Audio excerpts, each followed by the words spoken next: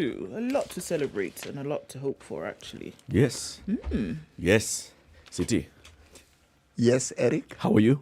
Fine, thank you, Eric. Mm-hmm. Yes. You had a lovely weekend? I did. Quiet. Very good. Yes. I had lots of visitors. It's good. Yeah, you were hosting. Yes. I never quite thought of it that way, but yes, if Uncle visitors come, CT. yes, so you're hosting. Yes, that is, I think, what I did. Okay. Good. Welcome to the show. So we have this lovely gift that was sent to us by our listener from Germany, George. What's George's second name? George Taita A very thoughtful, from Nakuru. a very thoughtful, generous person. Yes, indeed. Yes. So he's been listening to us throughout, and when he was in the country for just a few days, he went straight to Nakuru, and then on his way out, he got in touch and said, I'd like to send something to you and your colleagues, because you guys have become my family. Oh. You know?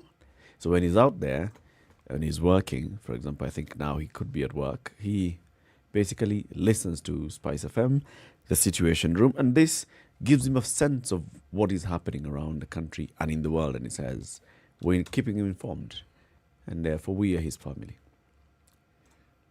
That's very special. No, it's actually very generous of George to include us in his family, and generously kind of him to shower us with chocolates this very lovely Monday morning. Yes. Very good. Kila mtu karibuni sana kwenye kipindi cha leo. We have a lot to discuss. So what was this that was happening over the weekend? The handshake. There's civil servants who are undermining the handshake. We are going to walk out of the handshake. Then we are not going to walk out. It's just, one of those. We'll have a conversation about that. One of the Nairobi MPs, Babu Owino, will be joining us today. He'll tell us about all that. He'll tell us about the BBI. We'll also ask him about his brand of politics. Of course. Of course, we have to go there. So he'll be with us at 9 o'clock. And then we'll be having a conversation about universal health coverage at 7. AMREF and other organizations have organized a 3-day conference where they will be discussing this, and we'll have a guest in the show to talk about universal health coverage, the milestones, any move that has been made comparing Kenya to other countries in the world, and what needs to happen then to make this UHC a reality. And then, being the International Women's Day, the 8 o'clock hour is dedicated to that. So we'll have conversations on International Women's Day at 8 o'clock. We'll have guests from the EU Commission in Nairobi, the EU Embassy in Nairobi. We'll also have a guest from one of the enterprises operating in Kenya.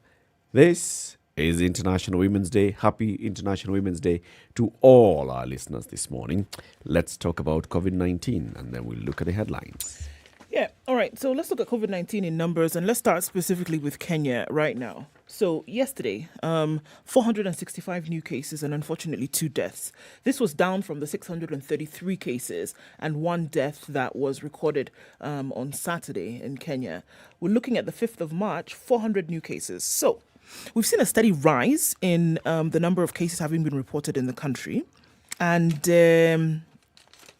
very many things are being said at the moment in terms of if we're looking at another wave, or if we're looking at just increased cases because of what we thought would be. So we're just at about a year of COVID-19 in Kenya. 13th of March 2020 is when the first case was found in the country. Still, even looking at the numbers as they have risen here and there, we did not look at devastating numbers on the continent of Africa. But still saw enough to be worried about and enough to at least make us be cautious and take into place the measures. So we're looking at increased numbers. It was predicted that this would happen right around this time of the year, and likely to rise a little bit more from what we're hearing, probably get to 800 cases per day if all that has been predicted does come out to be. It's interesting today because just looking at coronavirus news, the CS Ministry of Health, Mutai Kagwe, says that we are facing a pandemic of greed and bureaucracy, not necessarily a medical pandemic, even as it marks 1 year in the country. He says that even as the country, or even as the ministry leads this fight against COVID, there are very many things that he says we need to look out for. He says the country is not just facing a coronavirus pandemic, but a pandemic of greed, profiteering, and bureaucracy. So they know this, all right? The greed evident in the production of the fake COVID-19 tests, and now, as the country rolls out a vaccination program with the intent to evolve the private sector, there are fears about the integrity of this exercise. And it's interesting that this is coming from his office as early as now, to say that they're a bit worried that it's possible a number of things will happen, that there will be a monopolization of the vaccines in the private sector, that there will come out businessmen and women who will try to come out just for profit, that there will be people who will overtake the process. And he's worried about this because it's clear to him that it's the health, the livelihoods of people are not at the center stage, but it's people who want to line their pockets with ill-gotten wealth that seem to be taking control. He says that there has never been a day that did not have its own event. It has been a challenging year and one that has taught me a lot on a personal level. There is a sense in which we have grown up as a ministry, he says. All right. So there are fears coming from them that, you know what, we're getting into this vaccine proper. There were fake tests, even when it was the testing. Now with vaccines, there could be fake vaccines. The vaccines that actually come into the country, we're not sure if they'll be circumvented by other events. So he's a worried man. So what role is he trying to fulfill with all this? Whistleblower extraordinaire? I don't know. No, he's just being real. He's saying we are doing everything we can, but we are also aware that, you know what, there's something that is happening in our society where we have just all become, we have a bunch of people who are hell-bent on profiteering above everything else. So much as we try and do everything according to plan, we are aware that those are the risks, attendant risks. So he's just basically saying. That bit I get. And so what is the ministry doing about it? The ministry is doing everything possible. Everything possible. Sounding the alarm, even ahead of time, to let you know that this thing could happen. So that in the event that it happens, they said, look, we told you. Everything possible to make sure that things don't happen that way. But if it happens, we told you. And these things that they're doing, what precisely are they? They've talked about it, that's one. That box is ticked. So I've understood. He has talked to us about it, and then I haven't talked about it. What else? He says he has taken a step to dismantle the cartels at Afia House. Stop. By effecting... Stop. Stop. No. Let's discuss something else. Okay.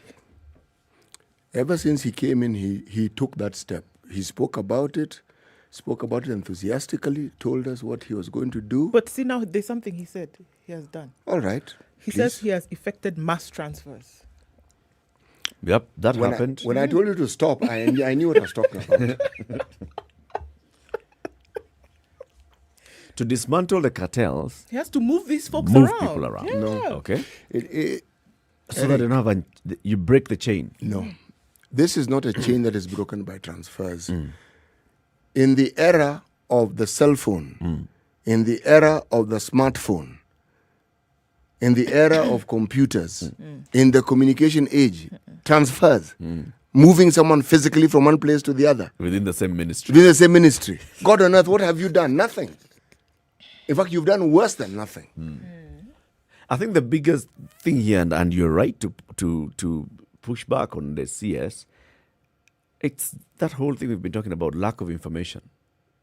Because make sure that everybody knows what's supposed to happen, so that if anything that is not supposed to happen starts happening, everybody's like, okay, this is not what's supposed to happen. Yes. But now we don't even know. So can I go to any private facility and get vaccinated today? Today, if I wanted to get a vaccine and I walk into KNH and say, you know what, I want a vaccine, Do I need to register for the next round of vaccines? Do health workers around the country know? So if somebody is a health worker and they don't know where they're going to get the vaccine, how do you expect the other people to get information? All this is just because it starts from there, I think. You know, the issue of transfers is supposed to present us with a solution to a problem. But in my mind, what it does is it muddies the waters. Yes. If people are in a certain position, have been there for some time, then things have gone wrong. You know who to point fingers at because you know exactly what they do. Now you change them. You know what you've done? Yep. You've made it more difficult to even point fingers because there'll be new people doing the same old things, doing them in a different way. What I'm saying is you then make it even more difficult to be able to arrest the situation. Yeah. Yes, because you've muddied the waters. And what I find a little off-putting is that this is being presented as a positive thing in helping solve this problem we keep talking about, and it isn't. And even he knows it isn't. How long, in the history of this country, how long have we had this discussion, have we seen and had this discussion about people being transferred? Since when does transferring someone... The president suspended procurement officers. Yes. For a while. Yes. All of them. All And procurement officers in government. All of them. Did that help? No. What? Because the government didn't stop procuring. Yes. If they told us that the government has stopped procuring, I would say, okay, this one is interesting. So how are they going to go about their business? Look, I cannot pretend that I have a solution for this problem. But what I certainly do know is when I'm being hoodwinked into believing that something is being done and yet nothing is being done. Yeah. You're just being played here. Yes, nothing is being done. Nothing, absolutely nothing. It's unfortunate. We're just flowing, okay? So, mukipata vaccine, sawa. Mukipigwa shindano ya maji, sawa. But we're telling you in advance of time that, you know. We know We this are is aware. happening. We're telling you in advance This is so Kenya. that you don't blame us. Yes. And yet, the wrongs that we see in this ministry are not possible without the collusion of people in that ministry. They are not possible. How do you sit somewhere, you know that there's rot under you, behind you, but then you say, well, you know, What can I do? what can I do? I've tried. I've even told DCI to come and investigate us. Understand, eh? Okay. Anyway, we'll be talking about that in the coming hours as well. This is the week that we'll also be looking back into 1 year of COVID in the country. It was what date? It was the 13th of March, 2020, when the first case was officially announced by the government. And that will be this Saturday. So this week, we're looking at 1 year of COVID in the country, what the government has done, what the people have done, what we have done as a people all together. Good morning. It's coming up to 6:15. This is Kenya's biggest conversation. We are already live streaming SpiceFM KE on YouTube and Facebook and Twitter. Say hello to us. We'll be saying hello to you shortly. Let's take a look at the weather. This is the Situation Room, the only way to start your day. Spice up your life. 24/7 around the world, non-stop. This is Spice FM. The realest and craziest couple are now on your screens. Terrence and Chebi are bringing you top celebrities and trendsetters on Thursday Night Live. It's double the fun and double the laughter every Thursday at 10 p.m. on KTN Home.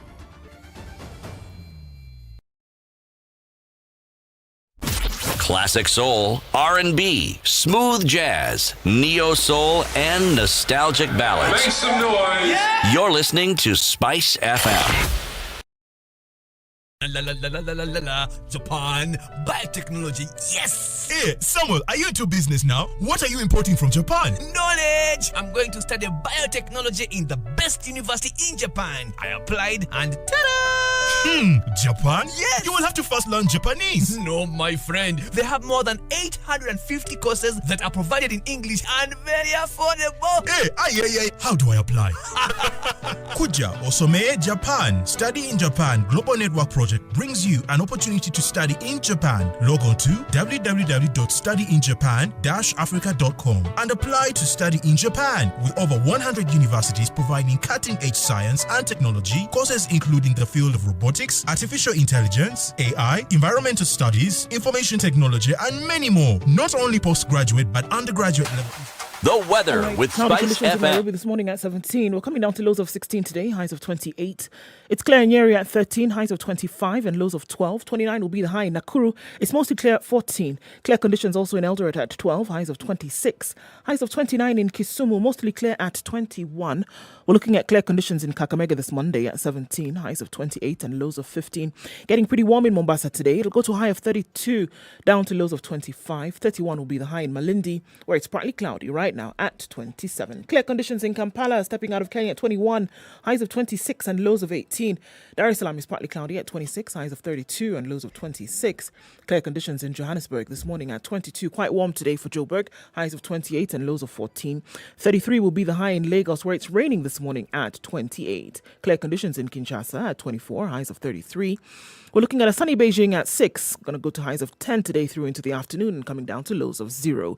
0 is what it's reading in Paris. Clear conditions at 0. A low of 0. It's not going to go past 10.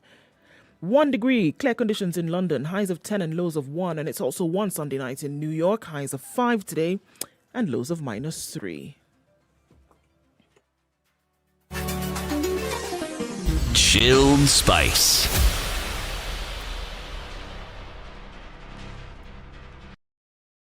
Mature, intelligent talk every morning. Spice up yourself.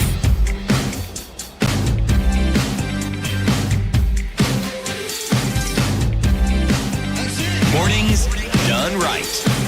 94.4 Spice FM. 18 minutes after 6. This is Kenya's biggest conversation. Who's online? All right, Master Dan is tuned in from Beijing this morning. It says tuned in and spiced up, which is absolutely great.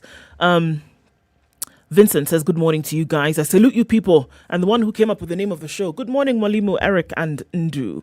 Good morning. Rogers Lies, tuned in from County 001. Says, looking forward to the proverb of the day, CT. Hope you're ready with that one. Carol Mwe says, good morning. And also, good morning from Waterman Jeffrey. Yes, so good morning, everybody. Lots of people tuned in this morning. Happy Monday. Happy Monday, everybody. CT. Today's proverb. When sleeping women wake, mountains move. When sleeping women wake, mountains move. Yes. This is International Women's Day, isn't it? Right. Isn't it just? Right. When sleeping women wake, mountains move. Yes. What's the hashtag for International Women's Day this year? I do not know. I have my beef with International Women's Day. But anyway, Why? the hashtag for International Why? Women's Day, we shall find out. Why? It's a hashtag stand up for something. I'll tell you shortly. You have beef with the day.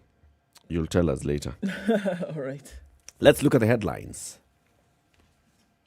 Okay, let's. So, the front page of the Standard today, Uhuru's night call that calmed Raila. That's the story. And a lot in terms of speculation ever since Saturday and then going into Sunday and then here we are. So it would appear that ODM leader Raila Odinga had planned to go to his Kibra bedroom to discuss BBI politics. A call from his Handshake partner froze the plans. On the eve of his 3rd anniversary, the pact may require more than just a call. So there is what the Standard is calling a countdown to the flare-up. Number 1, there was a sacred alliance in the run-up to the mini polls. Partners Kalonzo Musyoka, Musalia Mudavadi, Gideon Moi, and Moses Wetangula's close ranks. So that was the sacred alliance. First issue. Matungu loss. ODM candidate David Were loses to Mudavadi's Oscar Nabulindo in a chaotic election. All right. Then there's Oburu Odinga's warning. Raila's elder brother says ODM leaders' options remain open, including a working with the DP Ruto. Then there was Junet's pointer. National Assembly Minority Whip and BBI co-chair Mohammed Junet accuses Office of the President, of frustrating the handshake. And then Orengo affirmation Saturday. He said the Senate Minority Leader bears it all at a public event and says the Office of the President, Mandarins are frustrating Raila. And then there was to be the Kibra ODM rally. Leadership begins to mobilize for a Kibra rally to discuss handshake secrets. But a call between the president and opposition leader calms the situation. So there were many things that were happening here, and it would appear that, some folks in quarters are not happy. And many things were going on. Let's look at some of the things that were said. ODM Party, Nairobi Branch Chairman George Aladwa said, on the issue of the grassroots election, we have agreed that there will be no elections because some rogue people are planning to infiltrate our elections. National Assembly Majority Whip Maoka Maore says, in a political marriage, there must be no more commotion. It will be sorted. I can tell you that some government officials are not comfortable with ODM. Junet Mohammed said, our position is very clear that it be done by the political leaders, not by technocrats. Those are our rules. We have realized that Kibicho is overstepping his mandate. Okay. So this whole issue here, who didn't get what? Because clearly somebody did not receive something that they should have received, that they hoped that they were able to receive, or having access to something. What's the beef here? There's a by-election. It's a symbolic by-election, of course. Takes place. IEBC should not have declared the winners of that, but okay. So, an MP who passed away was in the ANC party. The ANC has won that by-election. Why is the complaint by ODM? But they were rigged out by the powers that be. All right. And then there's the issue of BBI and the BBI campaigns. There's who should play what role in the BBI campaign. Is it the politicians? What role do the politicians play? What role do the people in government play? Do they really want to tell us that, so the people in the interior and coordination of government should just basically just not do anything at all? And let politicians... Whatever was done or not done now, I think specifically what we're looking at was the releasing of funds to allow, certain things to go on, then did not happen. It would appear that there was a frustration of these efforts because of the non-release of these funds. And having a role... a little bit more than just doing the technocrat side of things. This is what the complaint actually is. Well, that's what we in the media presented as the complaint. But Eric's question is actually gets to the heart of the matter. What really is happening here? You won an election, you didn't win an election, you were rigged out, you weren't rigged out. What is the issue? So is there a suggestion that perhaps what is referred to as the deep state is favoring Mudavadi? Is that the beef? That's the suggestion. If you look at what's happening right now, I think every side has a valid point. Let me explain what I mean by each side has a valid point. There are people within government who will have mistrust for ODM and their leader. Despite the handshake. In short, they'll have misgivings about the handshake. There are people in ODM who have misgivings about the handshake. So if the two groups that clearly have misgivings look for the slightest reasons to play on their misgivings, then you'll have the sort of discussions that were taking place. Yeah. But remember, one of the complaints that arose around the handshake and the time that it was brought into play was that many people complained they were not informed. They didn't know. And I think the principals did that with a full knowledge of what they were doing. So even now, as we have these discussions about did they, would they, perhaps they might not, at the end of the day, the people who determine the direction of the BBI are not these other players in the BBI discussion. It's the two principals. It's what they decide. But do you think the two principals are basically unleashing their dogs, so to speak, to fight here so that, if someone is feeling aggrieved, you unleash some complaints out there so that you can start a conversation. It is a consideration, but it is also a consideration that they may be testing the water. These are politicians, all right? You can start a conversation just to test the waters and see how is this going to play out. Let's see. And you see, Kibichu's name always comes out. Yeah. When the governor of Kirinyaga had a problem, Kibichu's name came out. Yep. When deputy president had some problem, Kibichu's name came out. Kibichu's name seems to come out all the time. But this is by virtue of the position he holds. For the cause. I mean, that's what you expect from the PS in charge of coordination of national government. That is going to happen, all right? If they don't mention your CS, they will mention you. Yes. Okay? So I think that this is nothing other than business as usual in our political landscape. Issues come up, they are aired, they are overplayed, then they are brought down, and then we have normalcy. Yeah. Then we give it time. Yeah. Then other issues come up. This is going to go on up until the time we have an election next year.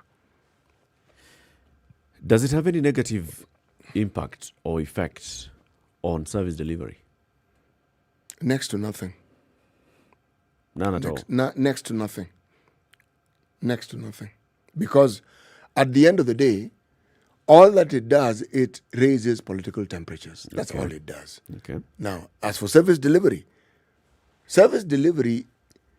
used to be affected in some way positively when people who were in the opposition raised issues and things were brought to light. Then you figured people would sort of say, let's be a little careful about how we do these things and move forward. The complaint now is that there is no visible opposition, with the exception of the utterances from the deputy president, that could warrant that sort of movement. So, does it affect service delivery? No. It doesn't. No, it doesn't. Not in any way. No, it doesn't. What I see here, though, is a repeat of what was happening in the Nusumkata government. You'd constantly have these kind of complaints.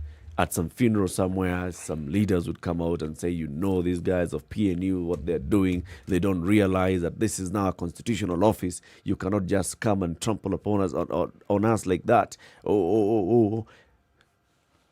Always accusing the person who is in charge of, someone who is in charge at Harambee House.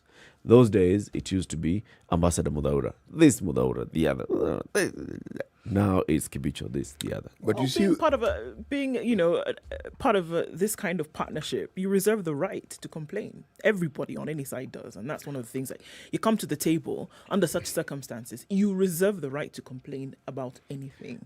But sometimes too much complaining is just. At what point is it too much? At what point is it enough? Just look. You have your own channels of communication in there. Communicate. Sometimes. So you've gone to a funeral somewhere in Nyanza, to a certain village, and people are sitting there in their morning, and the only thing you're talking about is, let it be known that some people, operatives in government, and let them be reminded. So what are you telling? What is it? Well, that message... Drama for nothing. Actually, it isn't for nothing. Politicians know very, very well what their target audience would like to hear. And they pander to the whims of the electorate.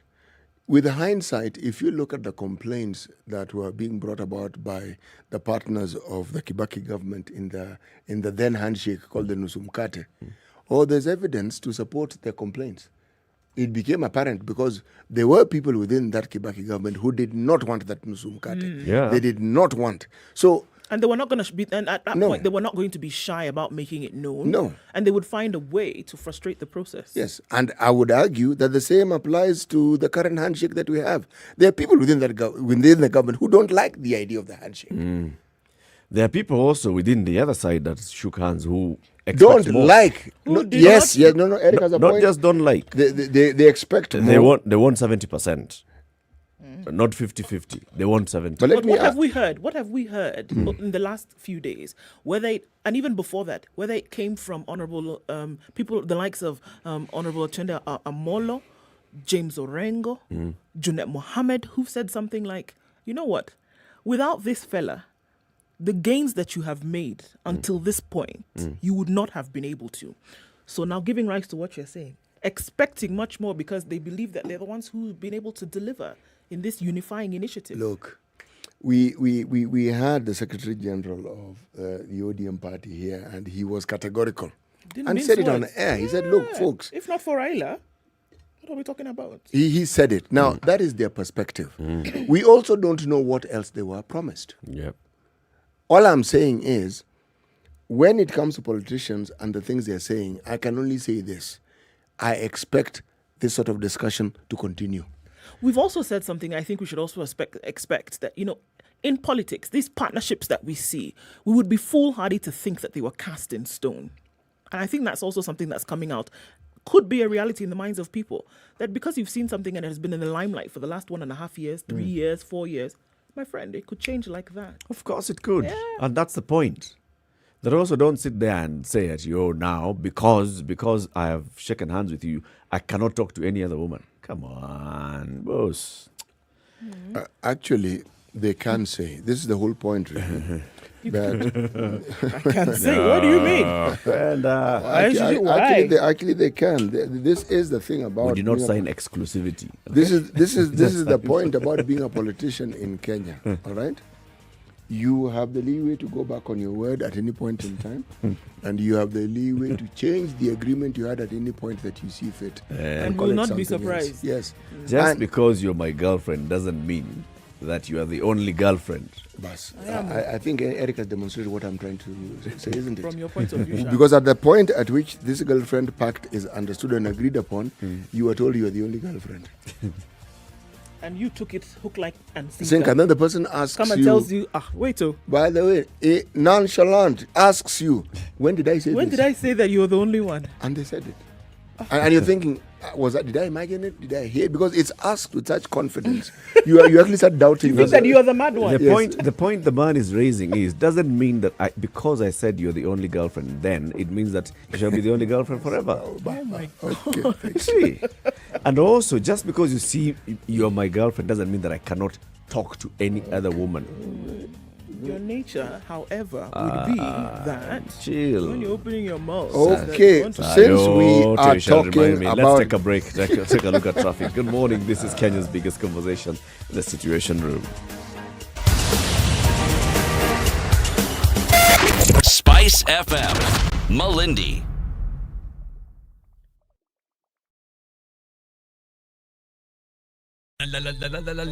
Japan, biotechnology, yes! Hey, Samuel, are you into business now? What are you importing from Japan? Knowledge! I'm going to study biotechnology in the best university in Japan. I applied and ta-da! Japan? Yes! You will have to first learn Japanese. No, my friend. They have more than 850 courses that are provided in English and very affordable. Hey, how do I apply? Kuja Osome Japan. Study in Japan Global Network Project brings you an opportunity to study in Japan. Log on to www.studyinjapan-africa.com and apply to study in Japan with over 100 universities providing cutting-edge science and technology courses including the field of robotics, artificial intelligence, AI, environmental studies, information technology, and many more. Not only postgraduate but undergraduate level is also covered. Mention our course, you will not fail to get it. Traffic. Okay, so there's mad traffic along Thika Road this morning. Current situation at Utali College is bumper to bumper. All we're seeing essentially is red. It's not moving this morning, unfortunately. 6:10 a.m. and there was traffic as far back as Safari Park Hotel, and it is still building up and not moving like we'd like it to. There's been an accident on Kiambu Road this morning between a Canter and a Nissan. Please be careful as you approach because it's holding up traffic that was already bad. So just after Ridgeways heading into town, that's where you're going to see that this morning. Let's look at Jogo Road. That's already moving slowly today as you're trying to approach the roundabout at the stadium, getting onto Landis Road. It is quite slow, folks, and not bumper to bumper just yet, but this is what we see. Industrial area has quite a number of roads that are under construction at the moment, and this is affecting traffic. It's a Monday morning and everybody's trying to get out early, so there's a buildup of traffic. Mombasa Road, it's a parking lot already. Let's look at how this unfolds in about half hour or so. Keep in touch. Let us know if you might be stuck somewhere or you find a good route to SpiceFM KE on Twitter. Text on 40127.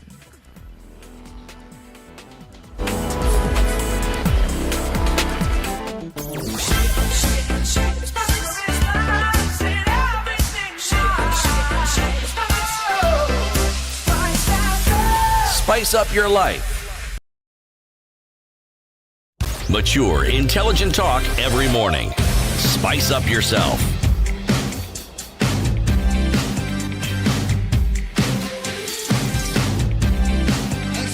Mornings done right. 24 to 7, City. You were looking at a headline.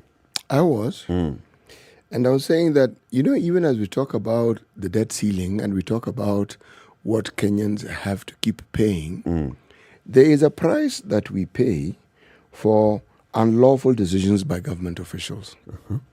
And in the 2018-2019 year, the judgments and the cost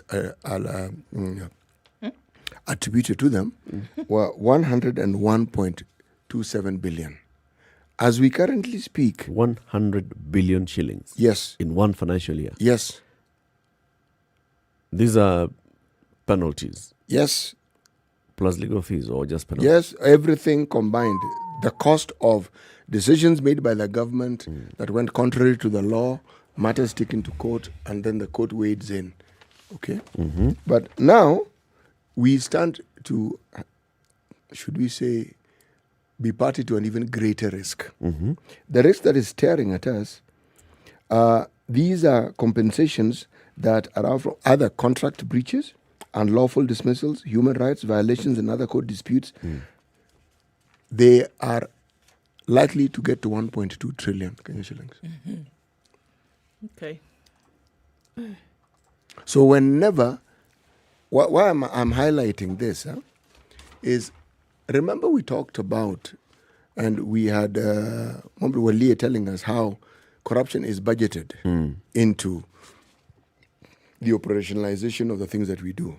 And it is with that thinking that I'm thinking, do people go about ensuring that they disregard the law, knowing full well that these things will go to court, and knowing full well that they will be, yes, you put well the outcome, that there'll be a price to pay. And it is the price to That pay. they're after. Yes, that. Okay, I think you've got the drift of what I'm trying to say. So it's all planned from the beginning. I am trying to think, and because if this thing keeps rising, Because 1.2 trillion shillings, I mean, surely. What is that? yes, I'm talking a year later, we had 100 billion, then we're getting to a billion.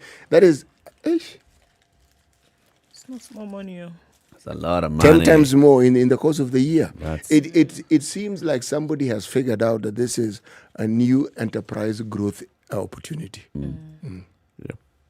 And that's what they're after. You know, there's some government parastatals that are known to have never won a case. So you have to ask yourself, they have legal representation within the institution. They get outside legal representation. How is it that they never win a case? Yes. They didn't want to. How? They didn't want to. So essentially, you could argue that those who are the legal representatives don't really represent them in winning the case. They represent them in ensuring that the outcome, the desired outcome, is arrived at. It's arrived at, exactly. Shall we look into the investigations of this murder that took place that is still seeming to baffle the minds of police? Investigations into the bizarre murder of a woman, her son, and a seminarian have raised more questions than answers. Detectives have failed to find evidence on the presence of other people in the house on the day the killings were suspected to have taken place. They've also been unable to get any evidence showing that Charity Chaboy's life was in danger prior to her killing, and have shifted their focus on establishing whether Ms. Chaboy and her son Alan were murdered by her lover, Kevin Kimayo, who then took his own life.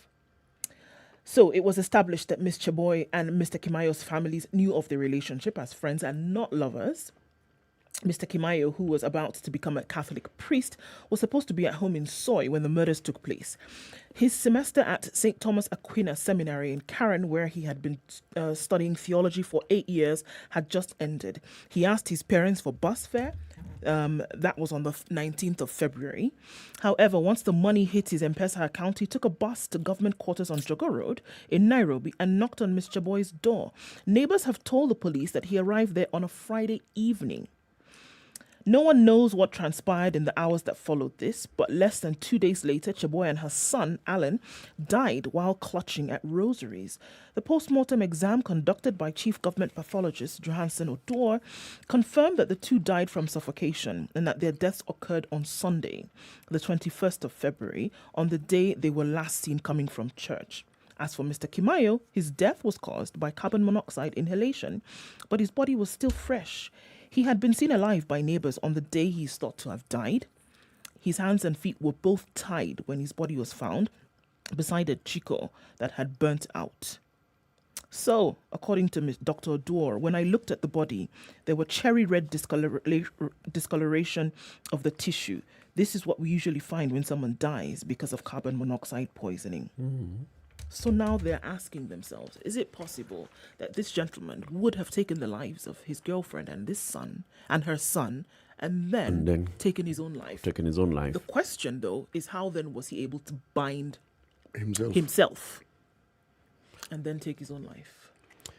He's one of our listeners, Nyeri, has actually been asking that question and posing this same questions that are being posed now. The description of how his body was found, where it was found in a bathroom, right? An lit jiko that was there, and then his hands were not bound from the back. His feet were bound, his hands were bound from the front. So it's possible to do that to yourself. Was it determined that this lady was his girlfriend? So according to their parents, according to the parents on both sides, they were not lovers, they were friends. But according to neighbors in that area, he was always there and sometimes would spend a night or two, but he was always there. Okay. So now you must ask yourself the question. So being there, that's the other thing. Being there doesn't necessarily mean that you're lovers. No, it doesn't at all. And especially because this man is studying at St. Thomas Aquinas, which is just across the road from where these flats are. So no, Aquinas is in Karen. And they live on Jogo Road. But, yes, are you telling me that there are no roads that lead from Karen to Jogo Road? which are both in Nairobi. Yes. Or do we need to go to another county to be able to... Look, there's a lot about this situation that actually requires answering. There's a lot that is not clear. At least in my mind, it isn't clear. I read it, I see it, but I'm still puzzled. I'm still puzzled. And police are I think a tad more puzzled than you because they're not able to get this. They've not been able to. I mean, they talk about the mobile phones being intact, all the messages that they've been able to retrieve, nothing is out of order.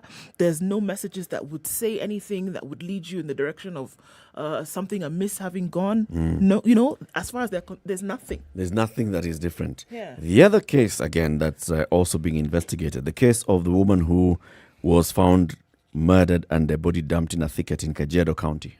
The one who had gone to withdraw some money and then there were people who she had talked to. So police have recovered 2 mobile phones belonging to the murdered Nairobi businesswoman Caroline Wanjiku Maina that has led investigators to believe that they are on the cusp of a major breakthrough in the case almost a month after her body was discovered in a thicket. 2 suspects out of the original 4 who were arrested have now spent 22 days in police custody without any charges being preferred against them. The third to be presented before magistrate at the Kibera Law Courts later. Also expected in the dock today, either in Nairobi or in Kisii, will be a 17-year-old student and a matatu tout from Kibera who were arrested while in possession of the 2 phones. The number of key suspects has now risen to 6. Detectives from the Crime Research and Intelligence Bureau and a Special Service Unit at DCI headquarters have been tracking down the phones. So those phones had gone missing. The phones have been found, one in Kisii with a 17-year-old student and another one with a matatu tout in Kibera. Now, those have also been brought in. Come, you've been handling this that's been missing. Tell us how you got them. So with this, the police are now saying that hopefully they'll be able to track what happens. Something positive that in my mind has happened after the menace that was caused by the clearly demonstrated violence in the by-elections. The headline on page 3 of the Star, Chester locked up for a second night before his arraignment. Okay? Now, Nuruddin Haji, the DPP, has had his say on this matter, and they're looking for the charges. Chester was moved from Kakamega to Nairobi. But what caught my attention was utterances that are attributed to the CS for Interior, one Mr. Matiang'i. Two things have happened. One, Mr. Matiang'i said that all firearm licenses issued to leaders involved in the chaos in Matungu, Kabuchai, Nakuru, and elsewhere will be suspended. So firearms licenses, gone. Then he said, we will deal with this menace once and for all. We can't have leaders paying bonds of 10,000 and waiting for the case to mention after 10 months. By the time they are back in court, they will have slapped 10 other people and constantly keep paying bonds. Matiang'i said on Friday. If indeed they act on what they're saying, I am going to say that our security forces are doing something that is long overdue, something they should have done a long time ago. What is it that they're going to do? If they're going to not only rely on people being taken to court and securing bond. Actually, what I am hoping they would do, remember, we've had this discussion around some of the processes that must be followed. When we talk about these laws being created, this is a tricky one. Because if you fast forward the process of arraigning someone in court and taking court, someone will say, look, there are people who are going to end up in jail when they shouldn't be because due diligence wasn't done. But however, I think a time space, just as is with our elections, within which a case must be concluded in such matters, I think should be in place so that we know this thing isn't going to drag on for a year. This thing, start to finish, X number of months or two, whatever period, but we know. And it can't be beyond 3 months. Why am I saying this? So that even you, the perpetrator of the crime, you will know that when you're arraigned in court, you have 2 months within which you'd better have your ducks in a row or you're going to end up in jail. Yes. But as things stand, ad infinitum, you can commit a crime and just continue hanging out. I heard CS Matiang'i's tough talk, and then I heard who they were targeting, and then I also saw the statement withdrawing firearms from some 2 or 3 politicians, and I was like, this one, it's one of those, it's just dead in the water, in my opinion. It's just one of those that's just going. I have faith in what Matiang'i says for the simple reason that Matiang'i achieved something that had hitherto been considered impossible, sorting out the exam cheating menace in the country. He actually sorted it out in broad daylight as we sat and watched. That problem that has existed for so long, we had taken it to be a norm. It stopped being that. Things went back to what they previously were, factory settings. Okay, so this one, I am going to give him the benefit of doubt. Okay. Me, that benefit is somewhere locked up. It's waiting for somebody else. 12 minutes to 7. This is Kenya's biggest conversation, The Situation Room. Let's take a quick break. We'll be back shortly.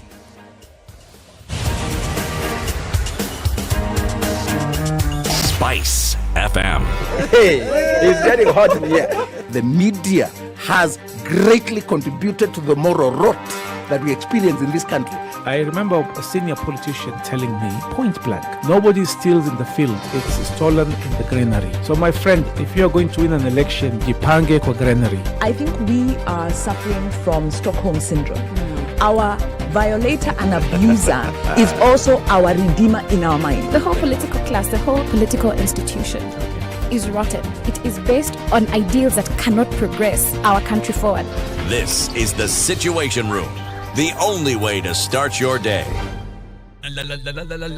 Japan, biotechnology, yes! Hey, Samuel, are you into business now? What are you importing from Japan? Knowledge! I'm going to study biotechnology in the best university in Japan. I applied and ta-da! Japan? Yes! You will have to first learn Japanese. No, my friend. They have more than 850 courses that are provided in English and very affordable. Hey, how do I apply? Kuja Osome Japan. Study in Japan Global Network Project brings you an opportunity to study in Japan. Log on to www.studyinjapan-africa.com and apply to study in Japan with over 100 universities providing cutting-edge science and technology courses including the field of robotics, artificial intelligence, AI, environmental studies, information technology, and many more. Not only postgraduate but undergraduate level is also covered. Mention our course, you will not fail to get it. Visit our website today on www.studyinjapan-africa.com. Mature, intelligent talk every morning. Spice up yourself.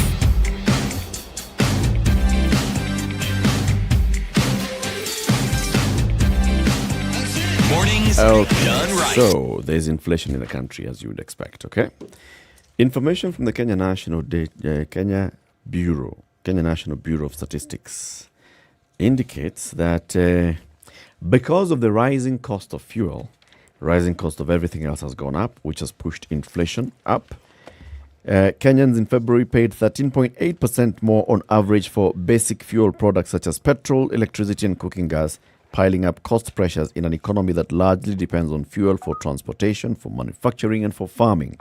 Fuel prices have come considerable force, driving up inflation, the gauge of average changes in annual cost of goods.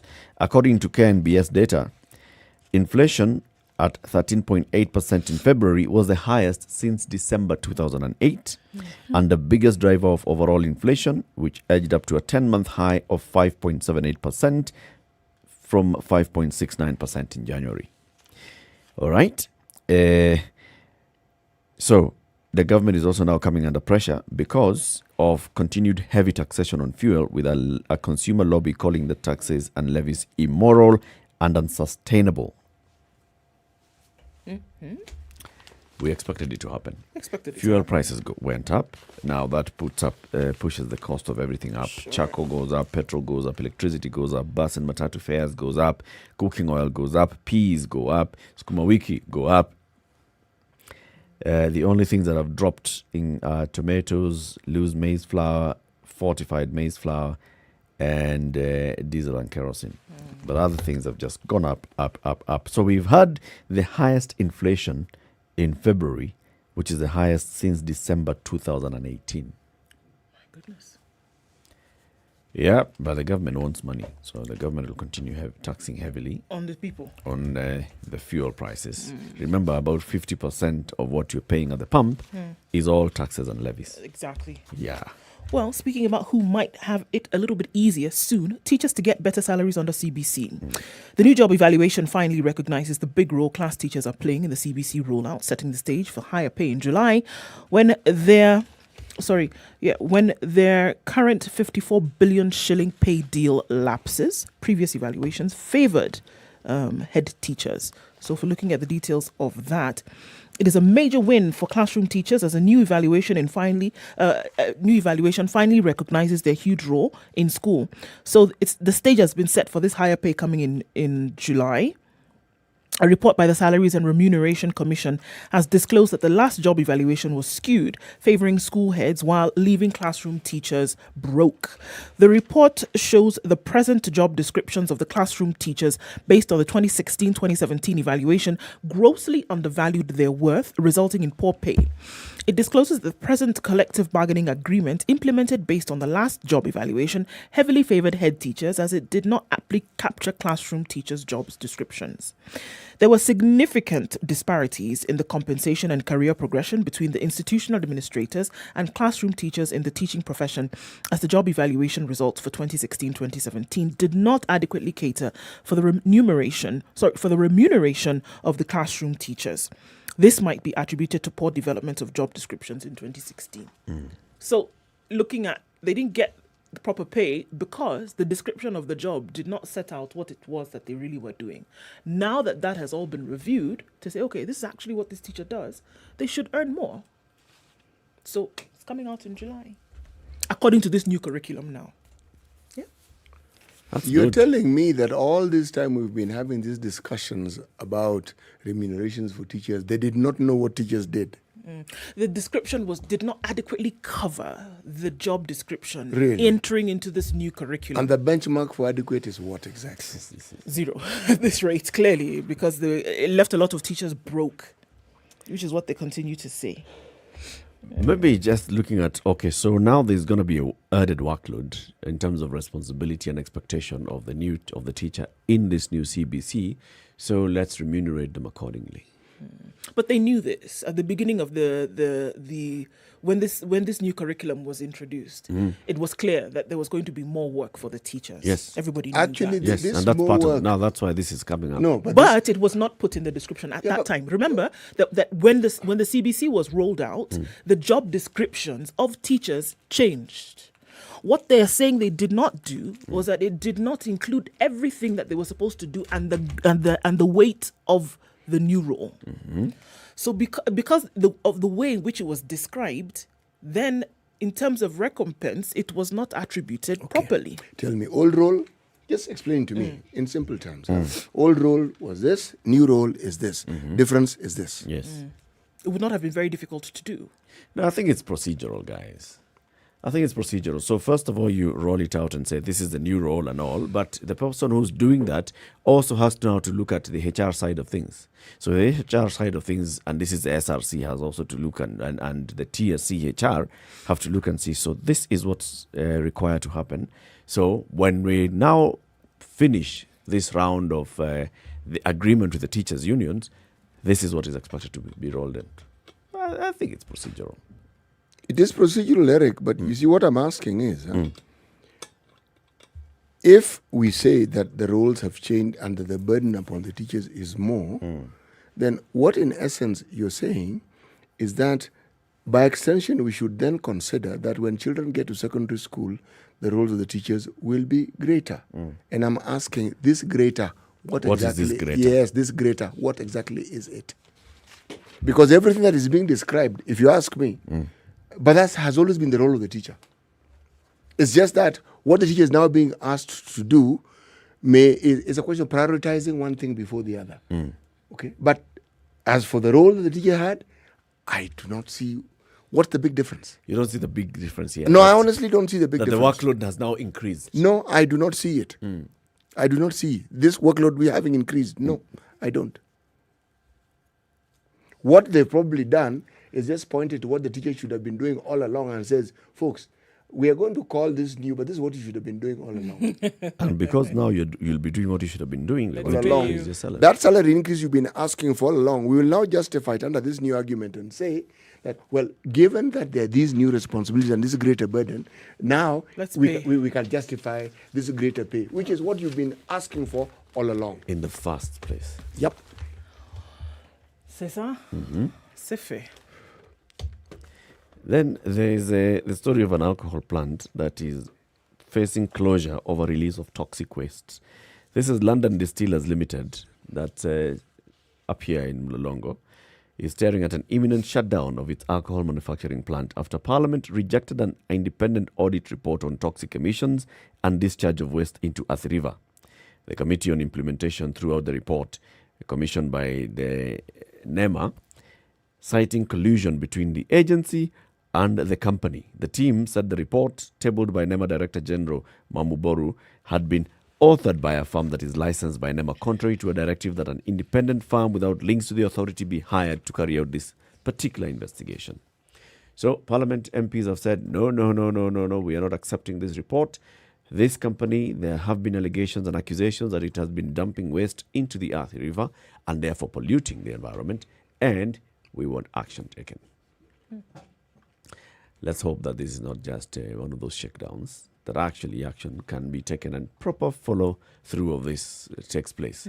What needs to happen? Is there a need for a conversation? Is there a need for a proper audit? Is this audit actually going to take place?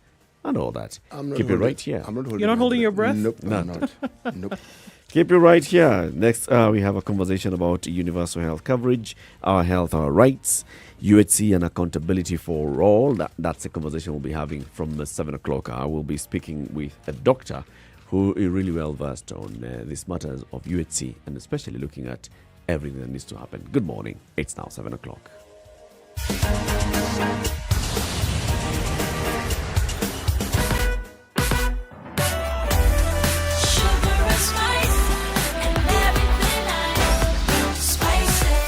Spice up your life. Spice FM, Nakuru. Okay, Traffic. guys, things are looking really crazy this Monday morning. Avoid EABL at all costs today if you can. Traffic marshals having a hard time controlling cars both lanes from thicker breweries. Lorries are parked on both sides of the road and there's no way out. It looks like folks might actually be there for an hour. So if you're behind these vehicles, it's going to take some time to get out of there. If you've not left yet, this is what you will meet. Landis Road is looking pretty good, guys, getting into the city. Not having much of a problem there. The experience on Thika Road today is not a good one. It's a parking lot all the way from Safari Park Hotel through Allsops, through to Muthaiga Square, out then towards the CBD. There's been a terrible accident on Kiambu Road this morning, just past Whiskey River. A lorry rammed into a matatu, and this one looks like it's fatal. So guys, please be extremely careful. Kiambu Road is a nightmare. All right, getting to the city from Mombasa Road is already a parking lot at the SGR outbound. It's going to slow down around Bellevue, slow down some more then around Nyayo Stadium. It's that Monday morning and it looks manic already. Talk to us if you need to. SpiceFM KE on Twitter. Let's see what it looks like in your neck of the woods. At least we'll keep you company if you're stuck in traffic.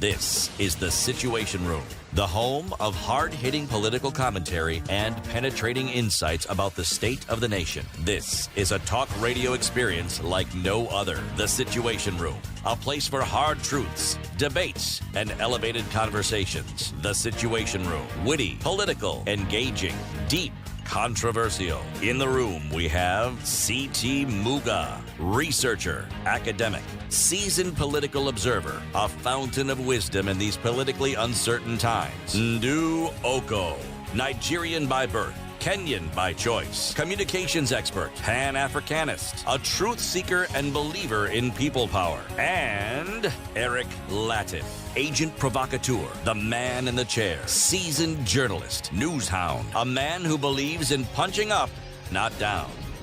This is The Situation Room. 2.5 the minutes only way after 7 o'clock. This is Kenya's biggest conversation, The Situation Room. Thank you very much for tuning in to The Situation Room this morning, as you do every weekday morning, 6 a.m. to 10 a.m. We are now also live on KTN Home, in addition to being live on SpiceFM and on SpiceFM KE, YouTube, Facebook, and Twitter. We begin this, as we begin every hour, with the day's proverb by C.T. Muga. When sleeping women wake, mountains move. When sleeping women wake, mountains move. Mm-hmm. Reminder, it's International Women's Day today. Mm-hmm. And CT is right there on the pulse. Internationalizing the Women's Day. When sleeping women wake. Yes, mountains move. No less. Okay. Yes. Let's bring in our guest into the studio, who is one of those woke women. This is Dr. Esther Njoroge Mureithi. She is a doctor. She's the Vice President and Regional Director for Africa, Smile Train. Dr. Ari, good morning. Good morning, Eric. Thank you very much for joining us. Happy International Women's Day. Thank you. Yes, you hear that proverb? What do you make of that? I think the world should be shaking right now. Not just mountains. Not just mountains, the world. Sleeping women are awoke. Yes. Okay. So we're going to have a conversation about our health, our rights, looking at universal health coverage. You're looking at who needs to do what, looking at where we are as a journey. But before we do that, tell us about this organization that you represent, Smile Train. What's that? Well, it's definitely not a train. Smile Train is a global charity that is focused on children's health, specifically children's surgery, and very specific treatment of cleft lip and palate. Mm-hmm. And we build local capacity to ensure that children who are born with a gap on their lip or a hole in the roof of their mouth have access to timely, safe, and quality surgery. And not just surgery, but the other treatment that they need, speech therapy, rehabilitation, and orthodontics, nutritional support, that they can be productive members of society. And we do that by partnering with local hospitals, provide them with funding, with capacity building, as I said, and with every other resource that they need. So that when a child is born in Kenya, they don't have to wait for somebody to come from out there to come treat them. There are people right here who are treating them. And why does it have to be right now? Because that's what we see. That a lot of a lot of these operations have to be done with funding from outside. Why is it that we have to be at that place where we can't have that local support that is needed for these children? Because just looking at the statistics, there's quite a lot of these children who suffer this condition. Why is it that we can't take care of it locally? Many reasons, and I think that's part of why we're having this conversation. That cleft lip and palate is one of those congenital, actually it's the second most common congenital malformation, that if a child is likely to have something go wrong, cleft is one of those that is likely to go wrong. However, in our national programming, in our prioritization of healthcare, it's not one of those priorities. And therefore, there is no allocation of budget, there is no allocation of finances to take care of these conditions, and not just cleft, many other conditions that are supported by development partners. And so you find people coming in to plug in that gap, because children will still need that care. You cannot leave them behind. However, we hope and we keep advocating that our governments will pick all these issues up, and we will not need external funding for it. What causes this? The cause is not known. It's a multifactorial interplay between the environment and genetics. And for the largest percentage, you cannot pinpoint why a cleft happened. But there are risk factors that if any of those exposures a mother encounters them either before pregnancy or during the early stages of pregnancy, before 3 months, then the likelihood of a cleft is much higher. And some of those are the nutritional status of the mother, where they lack some micronutrients, including vitamin B12, folate, folic acid, and exposure to toxins in the environment, smoking, taking alcohol while pregnant in the early stages. However, and I will repeat this because those risk factors end up being what the mother is blamed for when a child is born with a cleft. There is no known cause. So a mother could do everything right, but the child still develops a cleft. So in short, there's no known preventative measure that you can take. No known preventative measure. At best, you can approximate it. You can approximate it. You can provide fortification in food with folic acid. You can provide the supplements when the mother, before they even get pregnant, not even during early pregnancy, to prevent, approximating. But you cannot say for a fact we will prevent it. Has the research shown any communities that perhaps have a greater prevalence of such occurrences than others?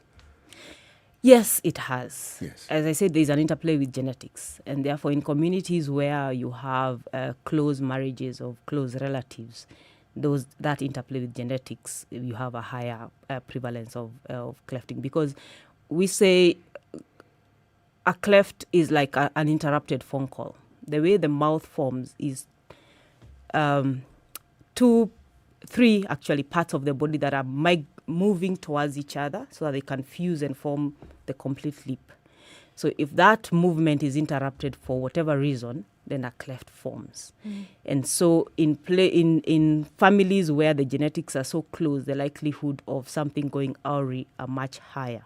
And so we see higher prevalence of that. And then there's also the environmental things. So when in communities that live close to mines, for example, where they're exposed to those toxins in the environment, you have a higher prevalence of clefting. I'm hearing you say all these things, and of course UHC is in my mind now, front and center, because we think UHC, and initially the thoughts from many Kenyans was that, all right, we're going to get healthcare that the government essentially will pay for.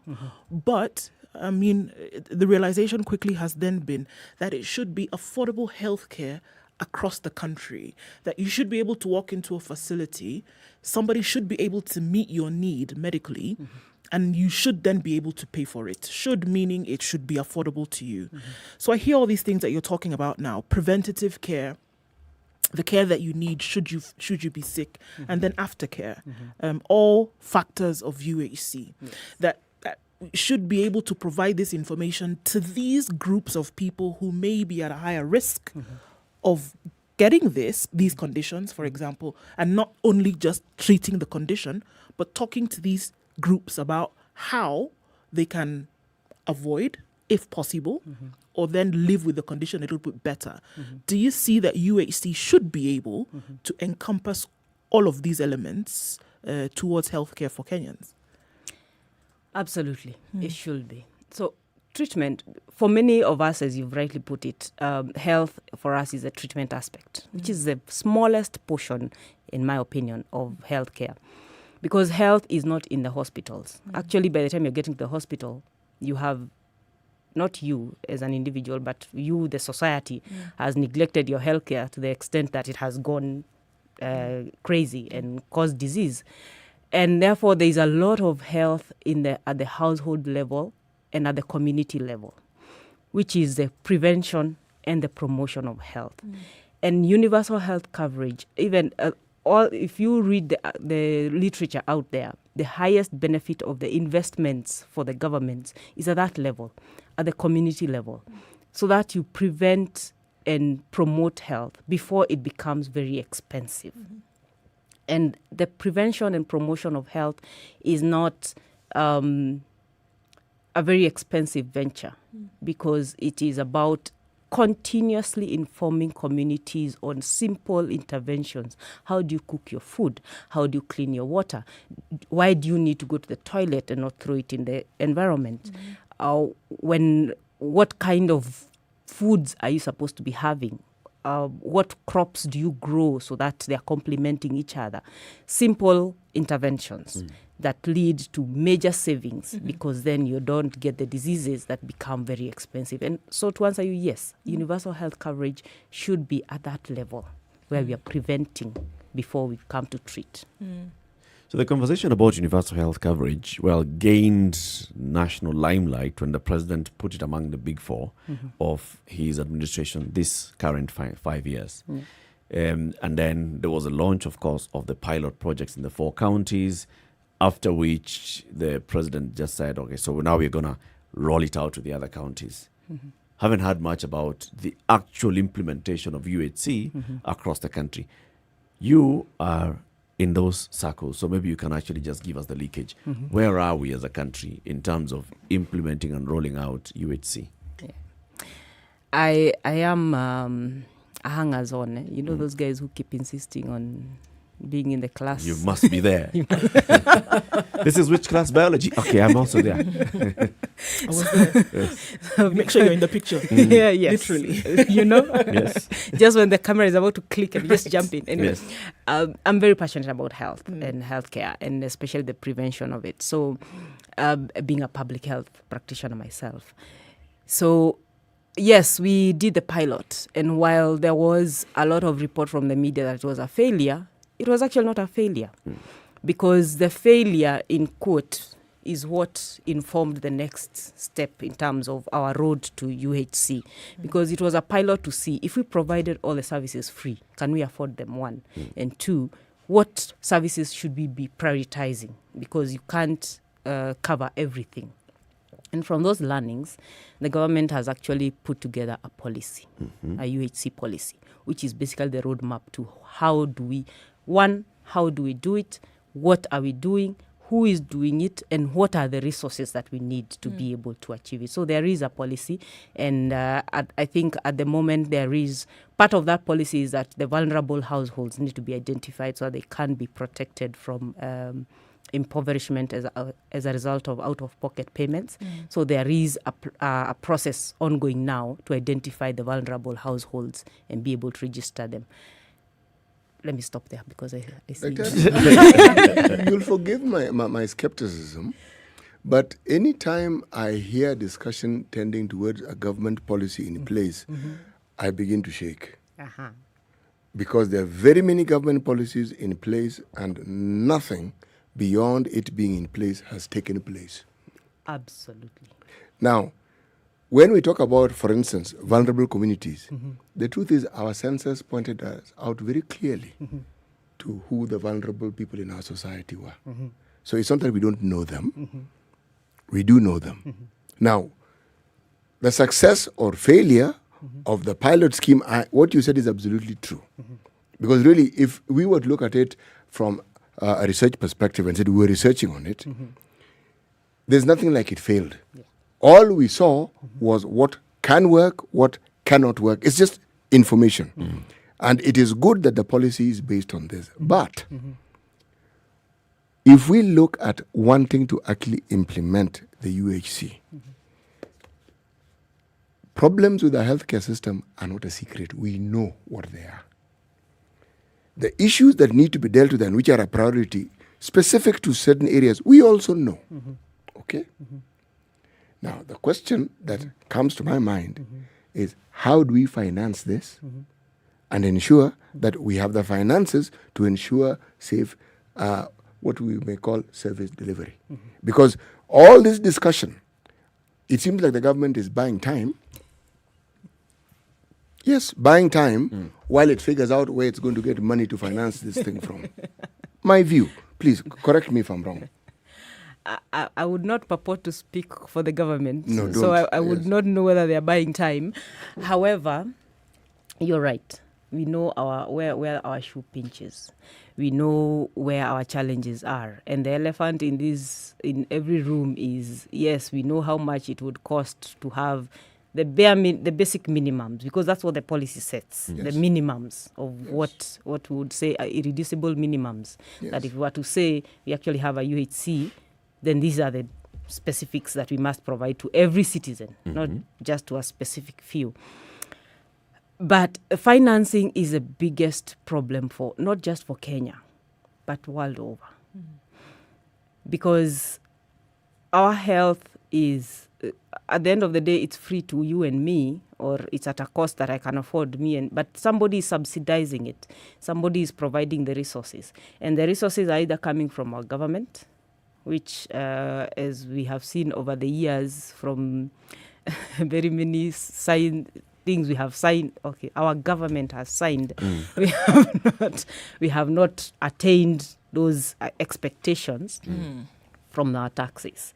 And the second is from development partners, which is not sustainable, let's be honest.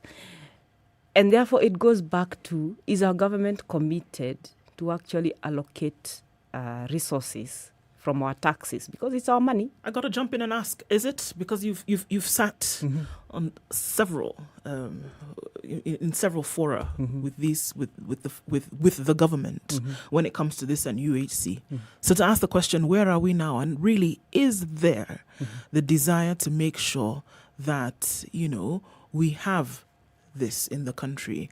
Even to look at things like the Abuja Declaration, where we were looking at 15% of every country who went and signed that pact, 15% going towards health and its research. And I think the best right now is 6%. The best of everybody who went is doing 6-7%. Do we see that kind of will then? Do we see it? That's a difficult question to answer.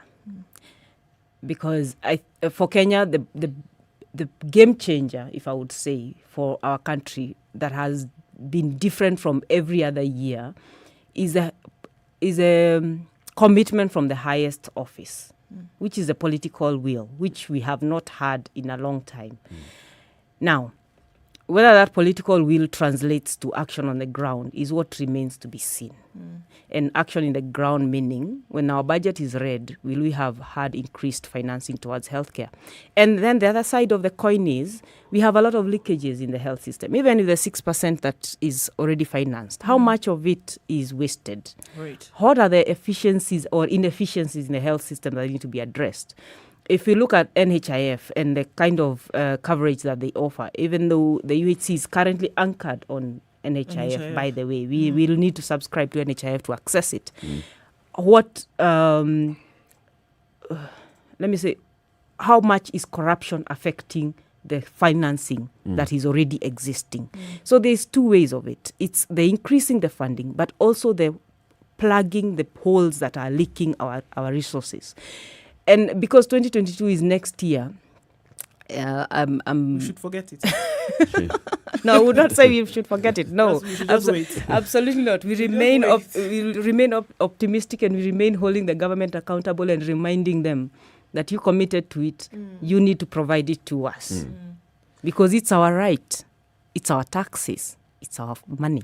I think there's something that you're saying there, Dr. Muredi, that political goodwill, we have seen some shift, right? So this time we have a government that has actually said big four, and we have said one of them is provision of universal health coverage. Yes. That is big. It's a big tick. Very big. If you even look back in the Kibaki years, when Charity Ngilu was the Minister for Health, and she tried to bring up a conversation about UHC, and she was just told, forget it. In fact, none other than the finance minister then, Muraria, said, it's impossible. Just this dream of yours, just keep it first. We shall deal with it later. Right now, we have that political will in terms of making it a conversation. Is that will translating into anything further beyond that? So you say, yes, we now came up with a policy. After the policy, what next? How long should it take for us to actually see the results and the fruits of this renewed political will?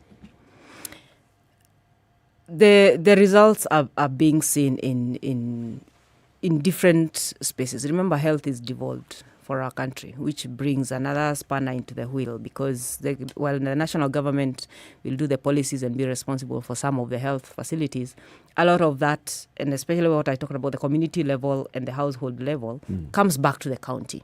And we've seen some counties doing much better than others in terms of addressing the health needs of their population. And again, I say 2022 being next year, this is a point of demand for the population. That yes, you ask for a vote for next year. What will you do for our health? How will you bring health closer to me? How will you increase my access? How will you reduce my expenditure? So the goodwill is translating as the conversation keeps being in the space, and as civil society keeps advocating for it, and as development partners keep pushing the government to honor that commitment, it is translating into action. It is behind the scenes. It's not in the fore, but it is translating into action. As to how long we will wait, hopefully before 2022, because that's a commitment from our government that by 2022 we should be having UHC. No, the president clarified that what we're doing is just building the foundation blocks. So 2022, look for foundation. Don't expect to move into the house.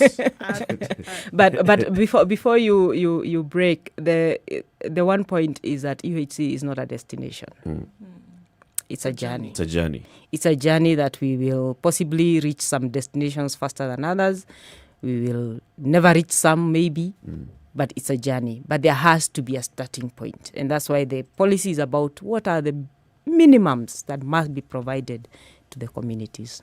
So let's take a break at that point. We are discussing universal health coverage and the provision of universal health coverage. This time, discussing accountability for all. Who needs to do what? Who needs to be held accountable for? What role are they playing? We're having the conversation with Dr. Esther Njoroge Mureithi. She's the VP and Regional Director Africa for Smile Train, but she's also very, very passionate about the healthcare space, and especially this matter of universal health coverage. Keep it right here. We'll continue the conversations with her. If you've got any questions that you'd like answered, you can post them on social media. SpiceFM KE on YouTube, on Facebook, and on Twitter. 24 minutes after 7. Time for a break on KTN Home, on SpiceFM, and online. We'll be back shortly. This is the Situation Room, the only way to start your day. Spice up your life. Thank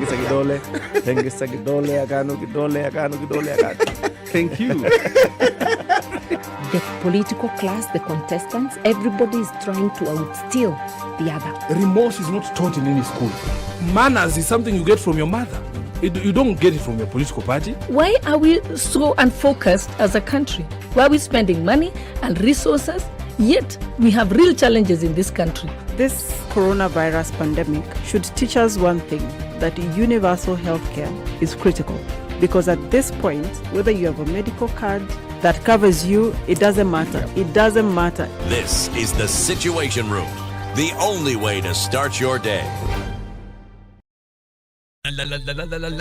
Japan biotechnology, yes! Hey, Samuel, are you into business now? What are you importing from Japan? Knowledge! I'm going to study biotechnology in the best university in Japan. I applied and ta-da! Japan? Yes! You will have to first learn Japanese. No, my friend. They have more than 850 courses that are provided in English and very affordable. Hey, how do I apply? Kuja Osome Japan. Study in Japan Global Network Project brings you an opportunity to study in Japan. Log on to www.studyinjapan-africa.com and apply to study in Japan with over 100 universities providing cutting-edge science and technology, courses including the field of robotics, robotics, artificial intelligence, AI, environmental studies, information technology, and many more. Not only postgraduate, but undergraduate level is also covered. Mention our course, you will not fail to get it. Visit our website today on www.studyinjapan-africa.com. All right, sun peaking through the clouds in Nairobi. Few cloudy conditions coming in later. Highs of 28 and lows of 16 today. Looking into Nyeri, we're looking at partly sunny conditions. Highs of 25. Highs of 29 in Nakuru today, sunny at 14, 11 and sunny in Eldoret, going to highs of 26 and lows of 12 today. 29 will be the high recorded in Kisumu. It's sunny right now at 20. Kakamega rings in sunny this Monday morning at 19, highs of 28 and lows of 15. Partly sunny conditions in Mombasa at 26, highs of 32. Highs of 31 in Malindi is partly sunny at 27. Mostly sunny conditions in Kampala, highs of 26 and lows of 18. It's also sunny in Dar es Salaam at 26, highs of 32. We'll see highs of 28 in Joburg. It's sunny this morning as well. Cloudy, however, in Lagos. The rain seems to have stopped, at least for a while, going to highs of 33 today, lows of 28. And it's cloudy in Kinshasa at 23. A chance of rain later, highs of 33 and lows of 24.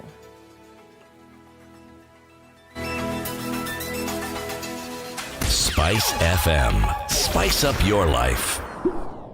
Please approach Kiambu Road with caution this morning. If you're on Kiambu Road trying to get your way to Muthaiga Square, it's going to take a while. Absolute mess because of that accident that happened there this morning, and a fatal one. At least 3 ambulances on the scene. So it's serious, guys. If you're there, you need to hang on. If you're going in that direction, I suggest you change your mind because you will be stuck there for some time. This, in turn, is affecting traffic that's on Thika Road this morning, trying to get out into the city. In and outbound on Thika Road today, it's absolutely crazy. You're going to have to add some patience to this today. Mombasa Road, I hear people are crying because it's not moving. Very, very slow on Mombasa Road today, trying to get out into the city. This one also, you have to be patient. At the roundabout at Nyayo Stadium, heading into the city, also jam-packed through to Westlands.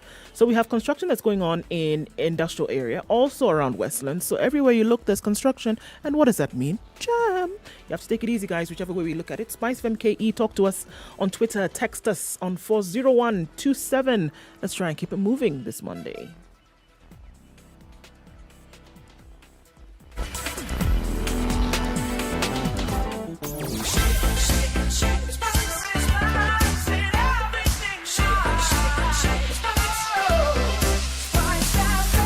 Spice up your life. Mature, intelligent talk every morning. Spice up yourself.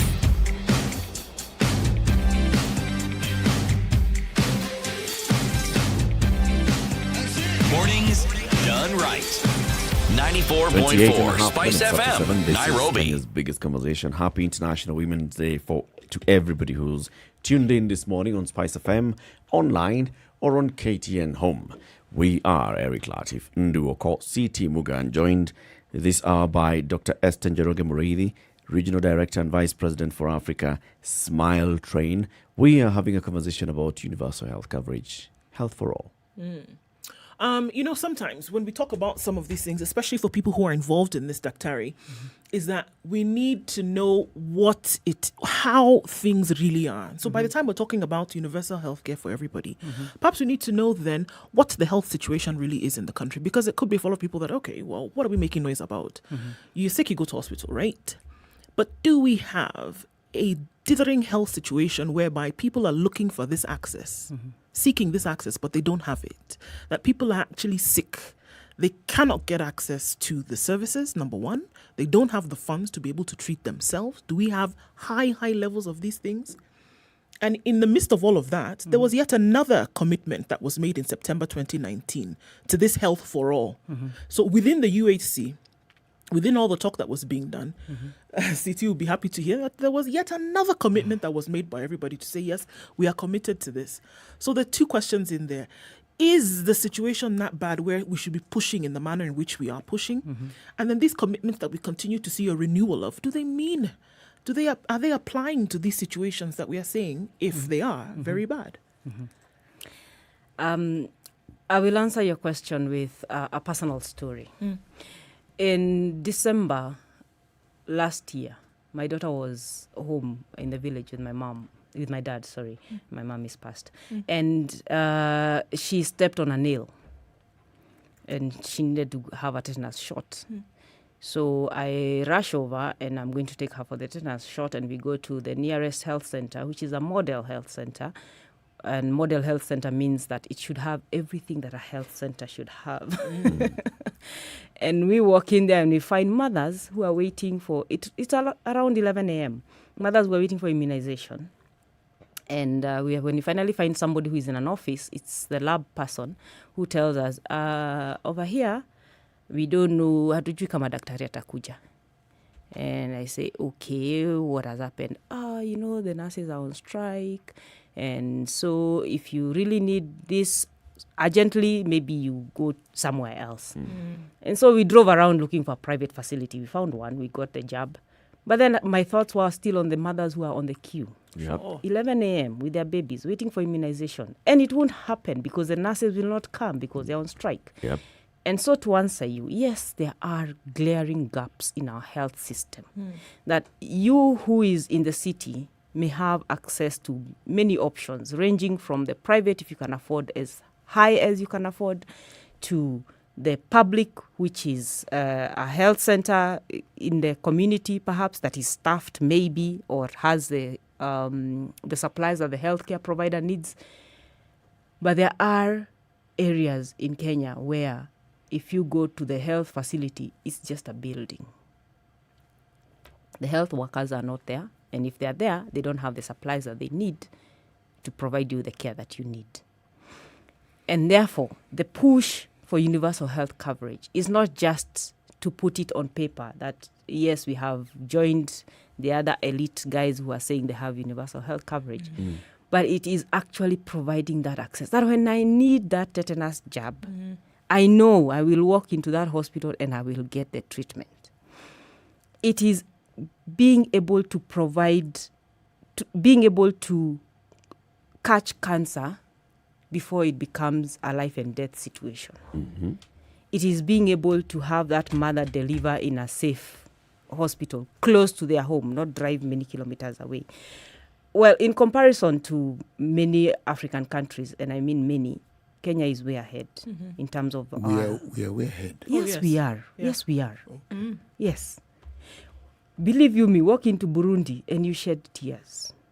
And I hope Burundians are not listening. No, I hope they're listening. If they are, they'll tell us. But you see, the reason why you see me expressing this exclamation is that we shouldn't be judging our success based on somebody else's since failure or lack of success thereof, because then it puts us in a false comfortable position that we're okay, and yet we know we are far from being okay. Absolutely. That is really what I am trying to say. But even as you continue, let me ask you this question. When we talk of UHC, it sounds complicated, the things that need to be done.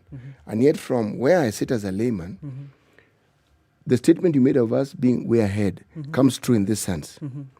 Because of the NHIF, it's a tool which, in my opinion, if utilized well, yes, can actually provide this very same thing that we are saying, is so long as we're talking about starting with the basics, because there's no UHC system in the world that happened in a day, in a week. They happen over a period of time and in stages. Yes. So to start off with, we already have a tool that we know works. Why has this tool not been given the momentum that is required so that NHIF can actually be universal, starting with that? Because if it's universal, then anybody who has it has the assurance that there is some healthcare that is available to them. And with, in my opinion, with NHIF, this issue of how to ensure that those who are vulnerable are actually catered for, you have a tool that enables you to do precisely that. Absolutely. So, why? There is no why, because it is being utilized. The policy that is in place, the how is through NHIF. And as much as we'll disagree on the registration of the vulnerable households, the purpose of having that biometrically verified data is so that those are the families that the government will cater for the NHIF subscription. And with that card, and you being attached to a healthcare facility, I have seen NHIF working I have seen it pay the entire bill for my father when he was admitted in hospital. So it is there and it is working. However, there are two things that are lacking. One, the public knowledge of what NHIF can do is still very limited. And two, there is still a lot of abuses for NHIF. For example, if you need an MRI and you have private insurance, do you know that NHIF will first need to pay the first largest chunk before the private insurance pays the small portion? And because of that, the cost of one person is so large because they know the private insurance knows the loopholes to exploit. Those are some of the leakages that I was talking about that need to be plugged, the inefficiencies need to be streamlined, that the NHIF is catering for the large majority, that they are not bogged down with costs versus the collections are much lower. But there is also the other part of governance for NHIF, which is a discussion for another day. So it would then seem as if there was a glossed over approach to this thing, whereby you see the problems that can actually be sorted, because some of the things that you're saying now doesn't need everybody to come around and sit in a conference or a seminar and say, yes, we are giving our approval, our backing to this thing. It seems to me that there's nitty-gritty that can be done in the background that can get this thing rolling. Because otherwise, then I think we run the risk of sitting in a position where we constantly talking about our commitment and we're ready to do this and we're ready to do, and it'll be another year where in 2021 there will be another commitment, and then in 2023 there will be yet another commitment, and we're just going round and round in circles, and we still have mothers lining up for hours waiting for a basic immunization for their child. So I mean, what are we doing? I will go back to my statement that Kenya is way ahead, because that political declaration, first, it was unprecedented because it's the first time that the UN held a meeting that was specific about universal health coverage. And that is creating a commitment that globally they can hold each other accountable, which is the highest level of political commitment. So that was necessary. And the lobbying that went around it meant that a lot of people, including civil society, were involved in contributing to what should they commit to, what is a statement that countries are committing to. And that creates a framework that the UN together as a body can hold countries accountable to where are you? Hey, Kenya, you committed that by 2030 you'll have UHC. So where are you on that journey? That accountability is very key. But things are already moving because Kenya has had a form of coverage in one form or another ever since independence. And that's why I keep saying we are way ahead of many other countries. And I know we should not compare ourselves with other people's failure. We should be aiming at the level of UK and the other countries. But we still have to have a yardstick that encourages the journey as we are pushing forward. Point well made. But what I keep wondering is, if you look at the NIH coverage in Kenya, it's not even 20%. Okay? Something like 15.8. Now, if it's 15.8%, why are we making this process of ensuring that people get registered for NHIF so difficult? We got Huduma number the other day. What has it done for us? Well, no, it's not what it has done. I can understand the logic behind Huduma number. I'll give you as an example of when a government decides that there's something that they want to do and they want to bring people together to do it, it will happen. And they can collect information and then use this information for a particular goal. It can be done. Something that is as beneficial as the NHIF, even before you actualize it, what stops the process of simply registering people so that you know our people are registered? Then the other things that you're talking about then come into play. 15%, 16%. It's a dismal number. So even as we talk about, in fact, I would even rather stop this conversation of UHC right now because that percentage is too small. And I will tell you why it's too small. NHIF, the way it has been structured, is a players club. Yep. So if you don't pay, you don't play. And for it to address the needs for, like what you're saying, everybody is registered, it needs to be re-engineered, restructured so that there is room for that massive registration and who pays for the non-payers to play. Which is more difficult, this thing that you've just described, than this convoluted, lengthy process the government keeps talking about? Okay? Which one? Which one is simpler? What I'm asking is, yes, pay as you play and as you keep playing, as the eminent doctor has just mentioned. Which is more difficult? To actually simply register people. I'm a registered voter, but I don't vote every day. Okay? Okay? I may be registered with NHIF, I don't fall sick every day. But at the time that you need to, you will. Yes. And the issue of payment also, if you really explain the importance of this thing and you show people ways in which they can actually pay. Look, I'm not going to pretend to be an expert in these things. But what I do know is if there is a will to ensure that people get that coverage, so that even when you talk about payments for that particular service, okay, you structure it so that some people may end up paying a little more than others, but to add to that pool so that everybody is able to enjoy the service. All right, then the government can come in and pay for whoever else they want to pay for. Yes. Dr. If I can just jump onto that just a little bit, maybe you can stop me when I'm wrong. But if we're looking at these model UHC examples around the world, with the NHS in the UK, and then also the health system in the US, everybody is pre-registered. It's almost, I want to say, quote unquote, mandatory. That as you're getting things like your social security card, your health aspect is accounted for there. Now, your taxes that you pay, it's all put in. It's all part of it. It's quantified there. So there's no question later as per, okay, this person doesn't have a card. NHIF does not necessarily cover this person. Because at whatever level you're paying taxes, that percentage is taken out and pays for your health. So there's never a question about, do we have enough? Are they under NHIF? If this person is then admitted in hospital, are we going to be able to cater for them? So from the very beginning, that's why it makes sense for me like that. We can't say that we're still looking for biometrics. What I hear you saying, Ndo, I think is that everybody be included in the system from the get-go. But those are the lessons I think that you say they were picked out of the pilot in the 4 counties. Is it free, like, coming from the taxpayers' coffers, or is it going to be financed by people separately? Because if you do that, if you say that, because you've paid tax, remember, we don't all pay tax at the same level. There are people who only pay tax at consumption. There are people who pay tax at income.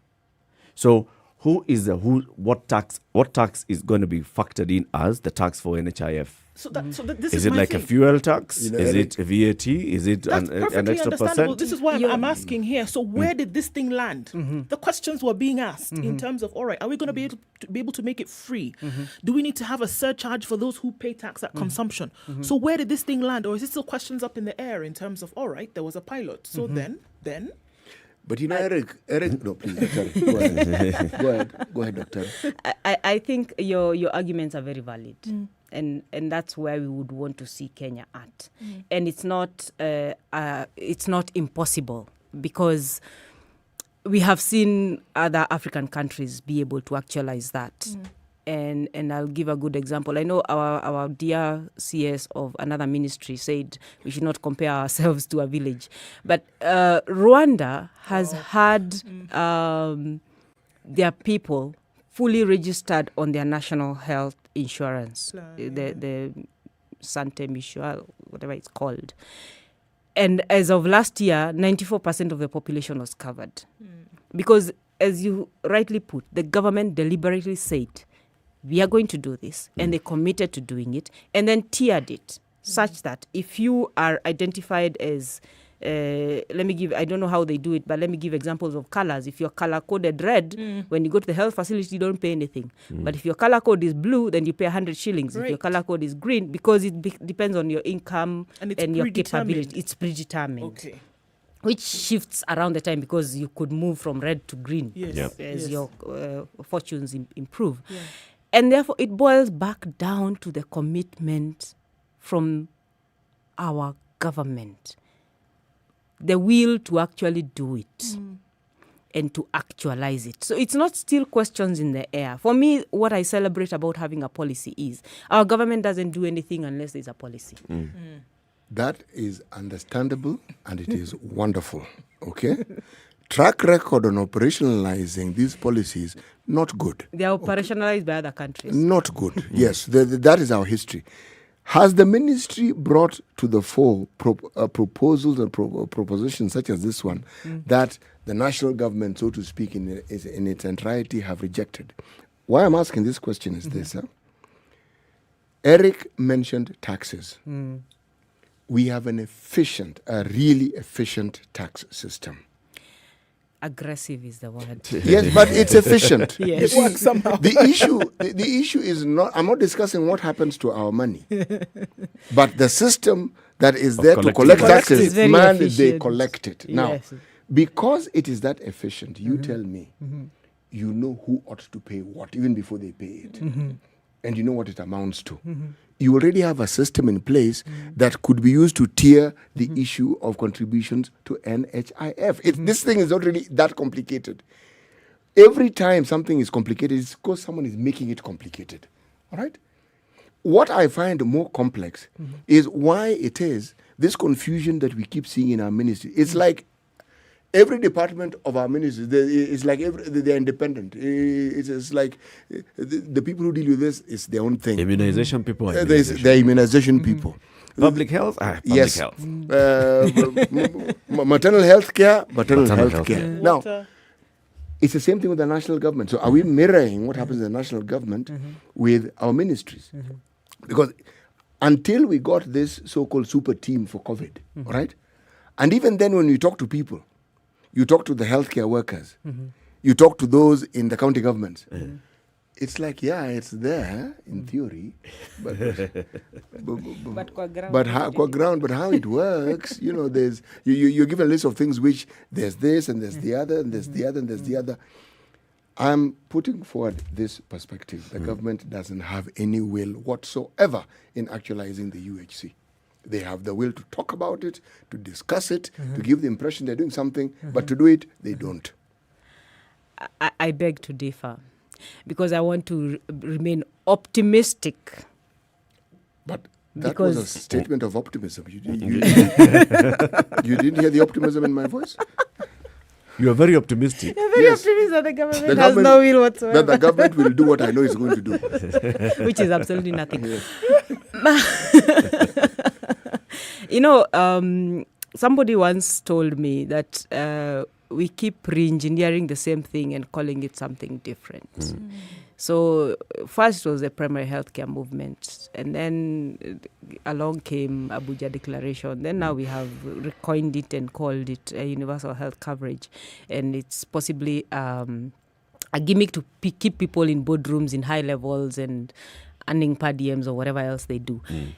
And there's a tinge of truth to that. Okay, maybe a whole bucket of truth to that. But however, as Kenyans, as citizens, as civil society, as people who have the best for the citizenry at heart, it is our duty, it is our role to keep poking the government until they stop doing nothing. Right.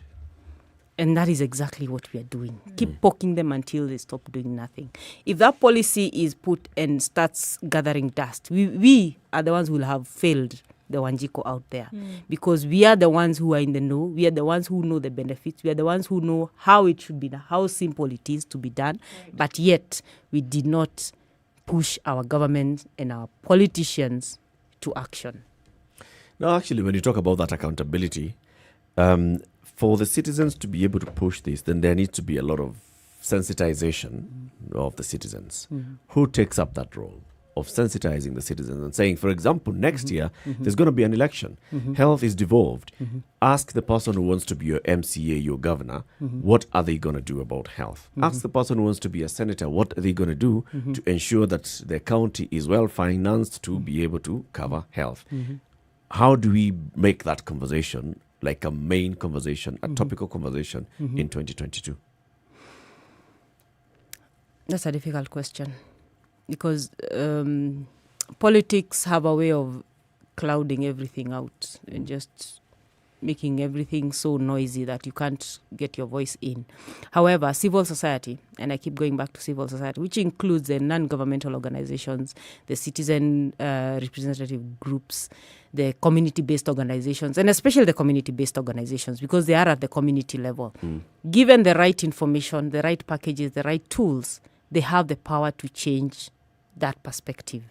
However, we have continually seen the citizens prioritizing things like roads, which is what they can see, what they can touch, until a relative falls ill and they realize they can't access the healthcare that they need without selling their plot. That's when they realize, oh, our health system is shattered. So it's providing that information at the grassroots level, and as to who takes it up, there's a robust civil society in healthcare in Kenya, which has done a bit of strides towards that. There's still a lot that needs to be done in terms of educating the masses, and not just educating them about their rights, but educating them about their responsibilities. Because health is not about the government doing it for the people. It's Do you also think it about helps to continually expose the areas where this is not working and put some pressure when you have it in the public glare to say that, look, this is not working. In this area in Kenya, in this county, this continues to be an issue. If those issues continually come out, do you think that kind of pressure on the powers that be, quote unquote, would work to say, all right?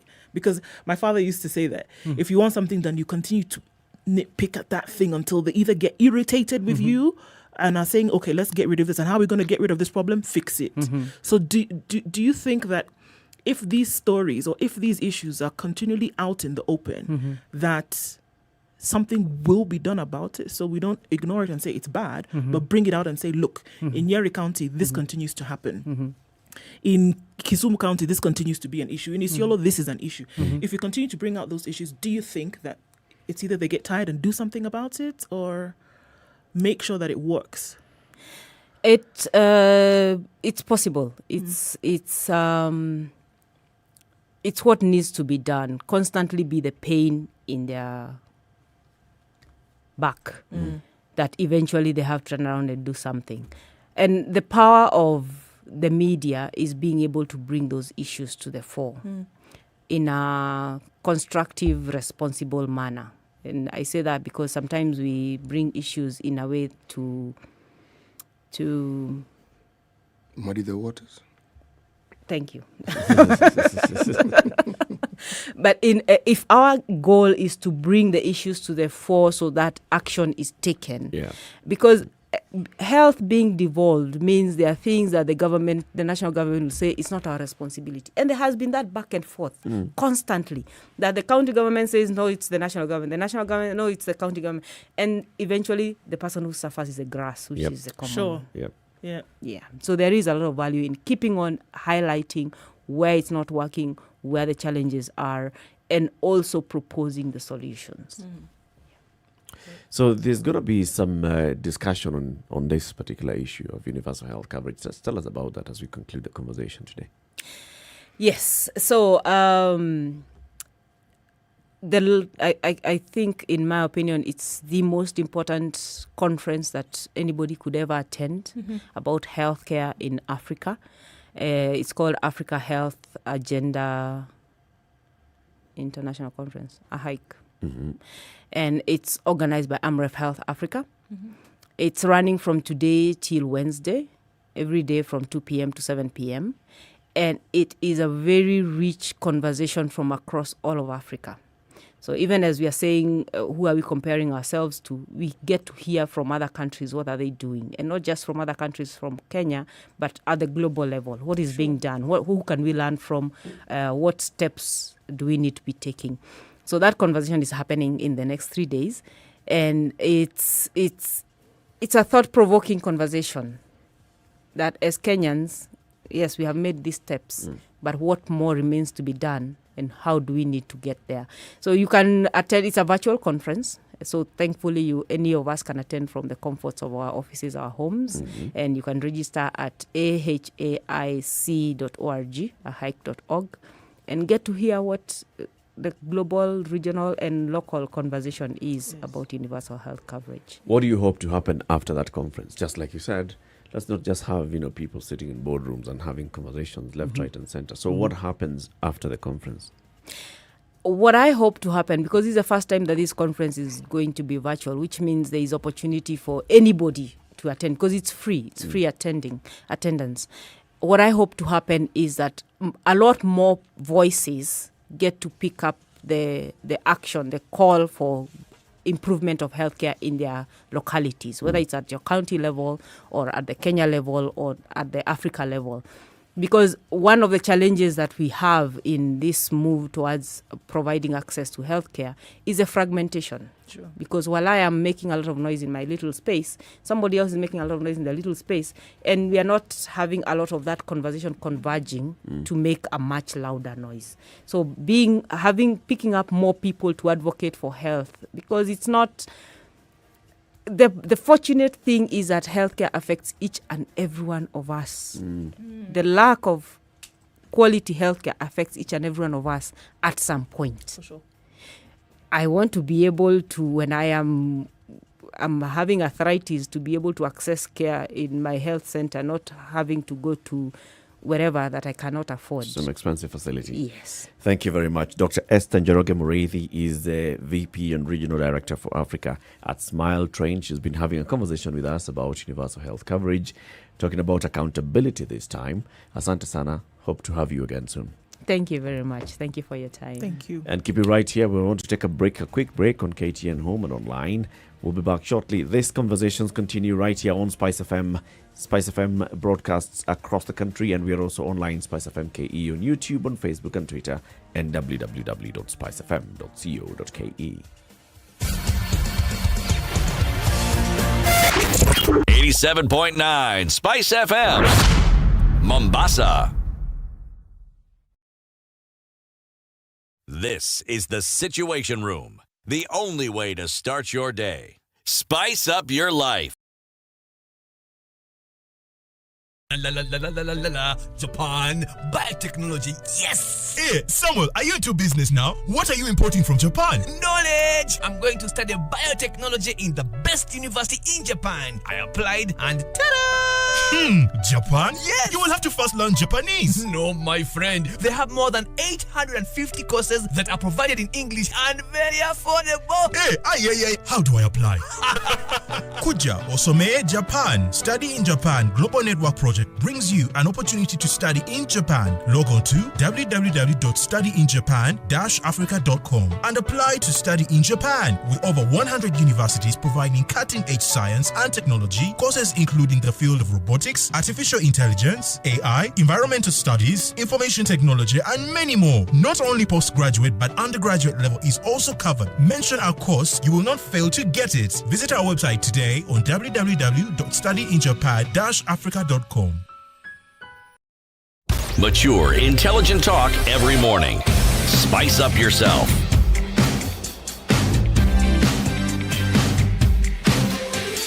So it's about a minute Mornings to the top of the hour. This is Kenya's biggest conversation. City, as we go to the top of the hour, there is still room for optimism on attainment of UHC, isn't there, really? There always is. There always is. But you must pepper it very generously with a dose of reality. Yes. Because if we can find money for BBI, we should be able to find money for everything else. Precisely. That we say is important. Because those who propose BBI say it's important. Well, UHC is also important. Indeed it is. Keep it right here. This conversations continue to the next hour. This is Kenya's biggest conversation, The Situation Room on Spice FM, 94.4 Nairobi, Mombasa 87.9, 102.5 Kisumu, 96.0 in Nakuru, Eldoret 96.7, Nyeri 90.9, and Malindi is 97.7, and we are also still live on KTN Home for the next 1 hour. In the next hour, we're going to have a conversation around International Women's Day. What are we celebrating and what are we marking this year? Good morning. It's 8 o'clock.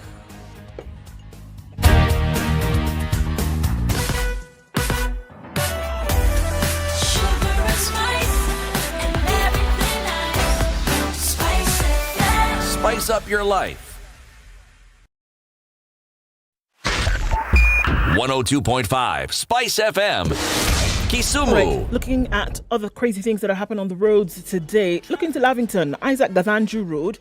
One of the trees has decided to take a rest on the road today, so huge branches on that road. It's causing traffic that's spilling them onto James Gishuru. This is because many people are using that road this morning. There's a huge tree that has fallen in the middle of that road. That traffic that's spilling onto James Gishuru is because of what has happened on Isaac Gavanju. So please be very careful. And Ken has been asked to take a look at this one really quickly to remove that from the road. Jogo Road coming into the city via Landis Road, not too bad right now. Industrial area looks like a mess wherever you choose to look at it. Landis, Lunga Lunga, Enterprise, A1. There's a problem here, guys. It's very, very slow right in the middle of industrial area. It's also slow coming off of Thika Road. We know that terrible accident happened on Kiambu Road this morning. It's affecting traffic all the way to Kiambu to Muthaiga Square.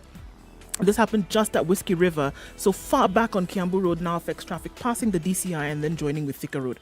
Crazy today, guys. Coming off Mombasa Road, this looks like child's play compared to what's going on Kiambu. So Mombasa Road, not too bad. Getting into the city, the normal bumper-to-bumper situation every morning. Hopefully we'll get through that as you get to the Nyayo Stadium roundabout. Coming off Bagadi Way, coming off Langata Road, coming off Gong Road, not too bad either. Not at bumper-to-bumper, so it's a reason to smile. Let's take a look in at half an hour and see how this may have changed. Talk to us if you need to. SpiceFMKE on Twitter.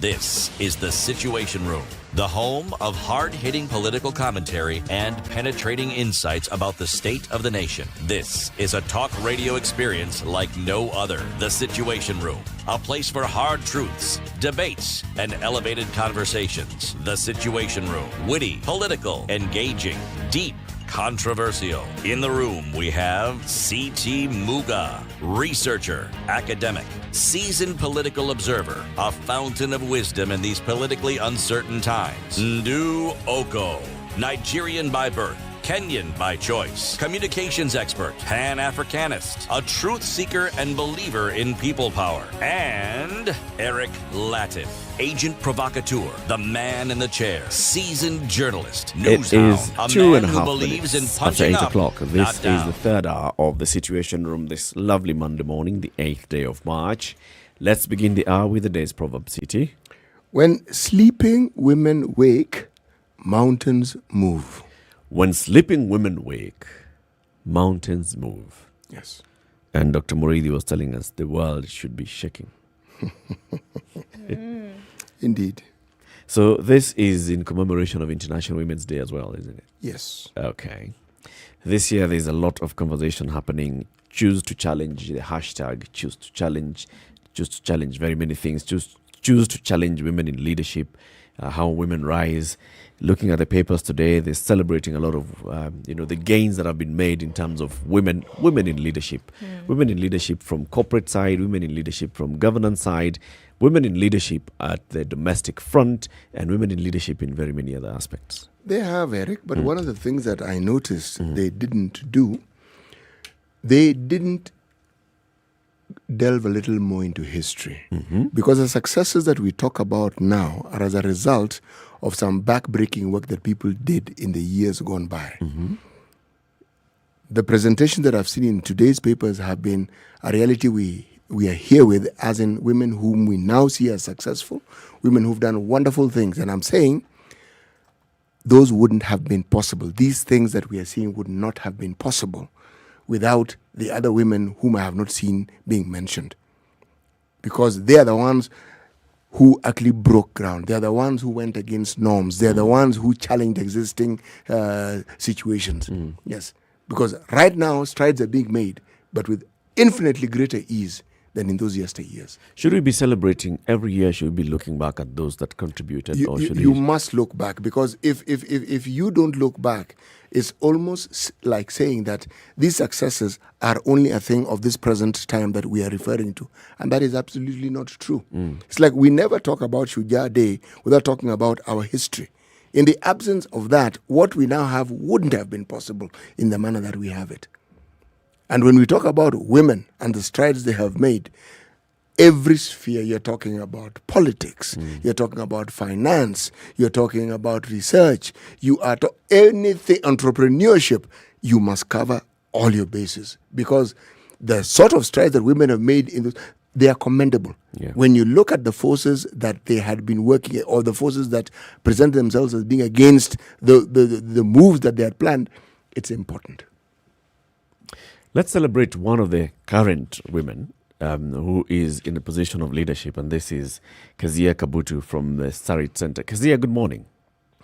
Good morning. Happy International Women's Day.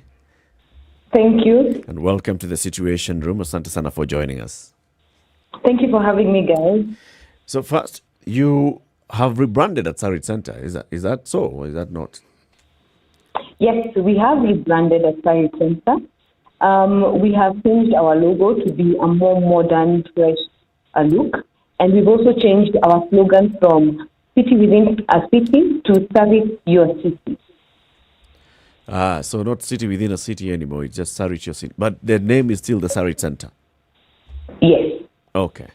Sarit Center, Your City. Sarit Your City. Voila. Sarit Your City. Okay. So as we celebrate this particular day, are there things that the Sarit Center has, for example, set aside, looking at all the people who work within the Sarit Center, all the businesses that sell within the Sarit Center? Is there any special commemoration taking place? Yes, at Sarit Your City, the one thing that we did was that we started our International Women's Day celebrations very early. It started off last week. Past weekend, we had two powerful women who actually came to have discussions with other women in business. We had Teacher Wanjipo and Patricia Kihoro, who hosted a couple of talks with women in business as well as young entrepreneurs this past weekend. And this week, we will put out some of that video content onto our social media just to empower the women that are in business and those that are actually aspiring to be in business. On top of that, we are celebrating our tenants here.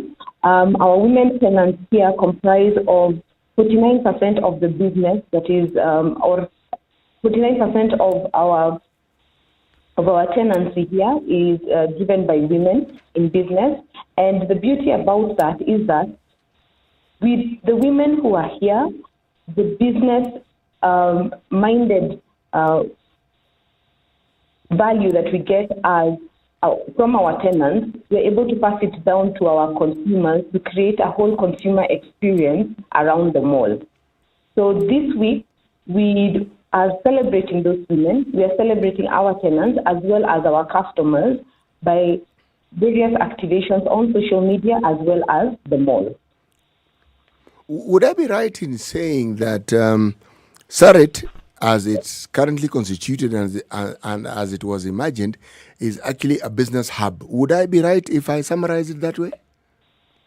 It is not just a business hub. The beauty about Sarit is that it's a business hub.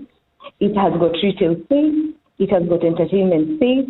And we have future plans to actually make it grander than what you actually seeing it as today. Okay, tell us a little bit about this future. What do you hope to make it beyond what it currently is?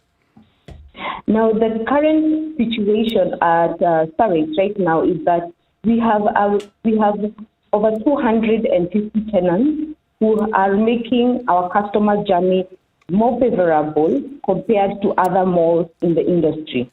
And the beauty about where we are located is that it's the hub and the center of all business activities, closer to the capital and its residential areas. So you'll find that the plans, which I cannot disclose for now, we are intending to evolve with the current infrastructure that the government has put into place, as well as taking into account the consumer, how the consumer is actually evolving in the market. Okay, now, where I was leading with my question is this. You say 49% of your tenancy is women. Just tell me about the growth, because it didn't start off with 49% women. And also tell me, what is it that has actually helped spur this particular tenancy upsurge that you have presented to us? What is it? Okay. So the one thing that Sarit is known for is that it's one of the pioneering malls in East Africa, right? Mm-hmm. It started off in 1983 with a base of 150 tenants, and now we have actually grown up to 250 tenants. And the beauty about our tenancy is that it evolves. You'll find that the men in the tenancy space are also empowering their own women to actually build and also take over some of the businesses that are run here at Sari. So you'll find that empowerment starts from our tenants, and it also empowers the customer shopping experience here at Sari. Do you find that more and more women are picking up? I mean, because obviously, aptly this year, you've looked at the interest of women in business.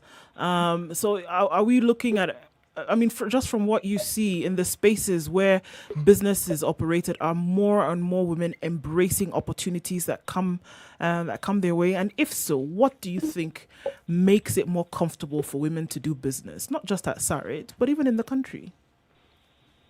I think as a country in general is men supporting women and women also supporting other women.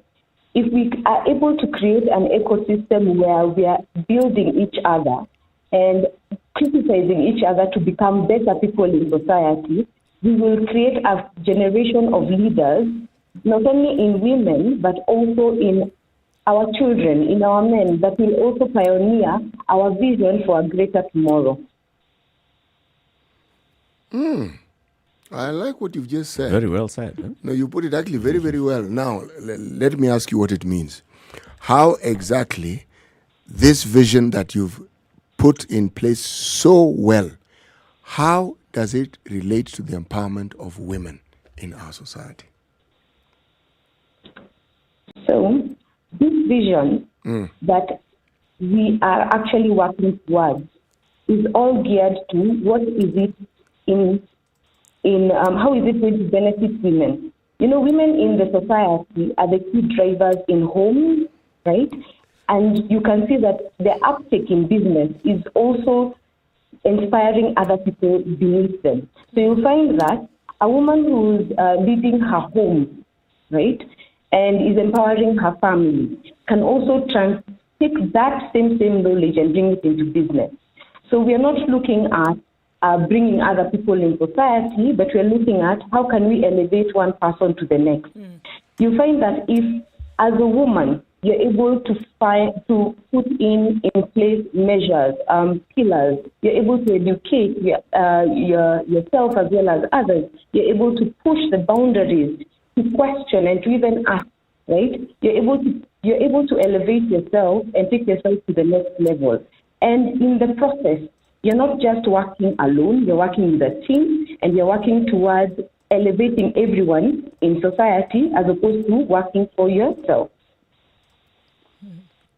Okay, so now looking at this day specifically, today, the 8th of March, then what do women get a chance to be able to take part of at Sarit, your city? So the women here, the tenants here, we are celebrating all of them. The one thing that we have done is that we are taking some of the advice and actually empowering the young business leaders in society. And you'll find that if you follow our Facebook pages and our social media pages, you'll be able to download some of that content from 3 of the women that we actually interviewed this week. One of them is, the 3 business women run Shami, the hair salon, we have the library, and Lady Luck, right? So these are businesses that are within Sarit that are run by women and have come together to actually tell a story of empowerment and how you can actually create successes when it comes to business. The other thing that we're doing for our customers is that on top of you being a lady, today we have a couple of offers that we have for all the all the female shoppers that are here. And we are going to be celebrating women across the day and across this month. Kezia, there's something I'd like you to help me out with. I'm still going back to that 49 percentile that you mentioned. When it comes to revenue, rent that is paid to Sarit, does this 49% of the occupancy also relate directly to the direct benefit that Sarit Center has? In terms of revenue? I would have to get back to you on that. All right. I accept. Now, as you're getting back to me on this one, I'm going to ask something else that you can also think about and then get back to me on a later date is, if, as I foresee, that you will find that the contribution is almost similar, I'm then going to ask, what is it that Sarit individually, aside from the symposium and whatever it is that you are planning to do this week, what else have they done in helping empowering women? That is something for you to think about, and you can respond later. Okay, that's fine. But for empowering women here at Sarit, the one thing that the marketing team does very well is that whenever a woman in business is willing to open up herself, open up to talking to us about her basic needs, maybe in marketing, for example, we're able to guide her in that process. You'll find that there are lots of, as a business owner, there are lots of things that you're looking at. You're looking at rent, for example, marketing, the legal licenses that go about your business.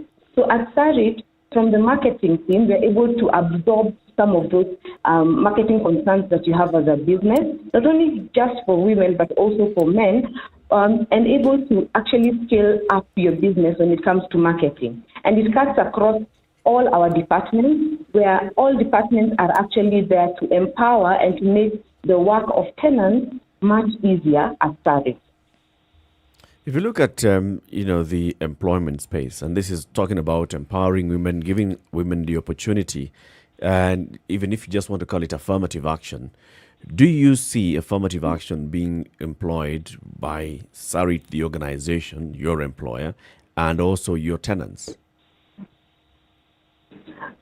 In regards to affirmative action,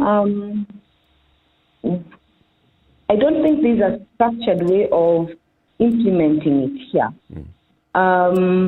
What I can say is that we handle each and every person by a case-by-case basis, and we are able to cater to their needs by a case-to-case basis. Okay, so that's how it's also addressed. Now, just from your own experience, not as Kezia of Sarit, but as Kezia, and in terms of women empowerment, what would you say have been the challenges that you've seen in your rise to the career, in your career as you get to that point of becoming marketing manager of this multi-billion shilling business? Throughout, what are these challenges that you could say that women actually face on a regular basis, on a daily basis, as you're pursuing your career goals? So, as a woman in business and as a woman as I've grown to where I am today, the challenges that I have faced are, how do I become better than the opposite sex? So you'll find that there is always the element of, I am in competition with the male species, and I need to be much better, taking into account that I also need to learn how to start a home. I also need to learn how to balance. And the beauty about how I've actually come into play and how I am where I am today is because I have been brought up by a village of powerful women. The women bosses that have been in my line of success, or rather line of support, have always inspired me to be better than who I am today. And the beauty about where I am today is that the challenges were there, but the women around me, the mentorship that I got from my own mother, from my own aunties, and the women in business have actually shaped the person I am today. And I am able to actually strike a balance between work and play. Let me ask you a little question about Sarit. Sarit has a board of management, I presume. How many of the people in that particular board are women? That is, of course, if you know. That I would have to get back to you on. Okay. I do not have the specific figures for that. All right. Yes. Just looking at what, as an individual, but then also, leading this, and we're talking about women in leadership today. Do you think still, till now, that women have to work twice as hard, perform, twice as well, or even more in order to make a standing for themselves? Do we still have those situations today? Those situations generally are there. And the beauty about them right now is that we have a voice. And people are actually listening to us. And when people start listening, that is when change happens. So you'll find that the type of support that we've gotten, not only on a local but international level, people are now starting to listen to women. People are now giving women the respect that other women before us were actually fighting for. So I would have to say that the fight is still going to be there, but it's how we actually soldier on to make sure that we do not disappoint the forefathers who actually pioneered the fight of women, the rights for women, so that we can get a better tomorrow. As we conclude the interview today in this conversation, and we hope to host you in the studio one of these days soon, Kezia, what message would you want to pass to women today as you celebrate International Women's Day? As we celebrate International Women's Day today, ladies and gentlemen, I want you to start celebrating it from a family setup. Anything that comes out of a family setup, that which is pure, that which is positive, will impact the community that we have today. We need to take a step back, especially as women in our homes, women as wives, as mothers, as daughters, as sisters, to elevate each other, not only ourselves as women, but also elevate the men and the children in our society to be better people. If we're able to nurture it from a home setup and elevate it to our businesses, elevate it to our community, we will have a better and brighter tomorrow. Very well put and very well said. Thank you very much. Kezia Kabutu is the head of marketing at Sarit Center, now going with the brand name Sarit Your City. Asante sana for joining us today, and we wish you all the best today as you and your tenants and also the shoppers who come there celebrate International Women's Day. Thank you, guys. Thank you very much. It's 23 minutes after 8 o'clock. Time for us to take a break on KTN Home, on SpiceFM, and online. We want to see what's happening on the roads and traffic, and then what the weather is going to look like throughout the day today. Good morning.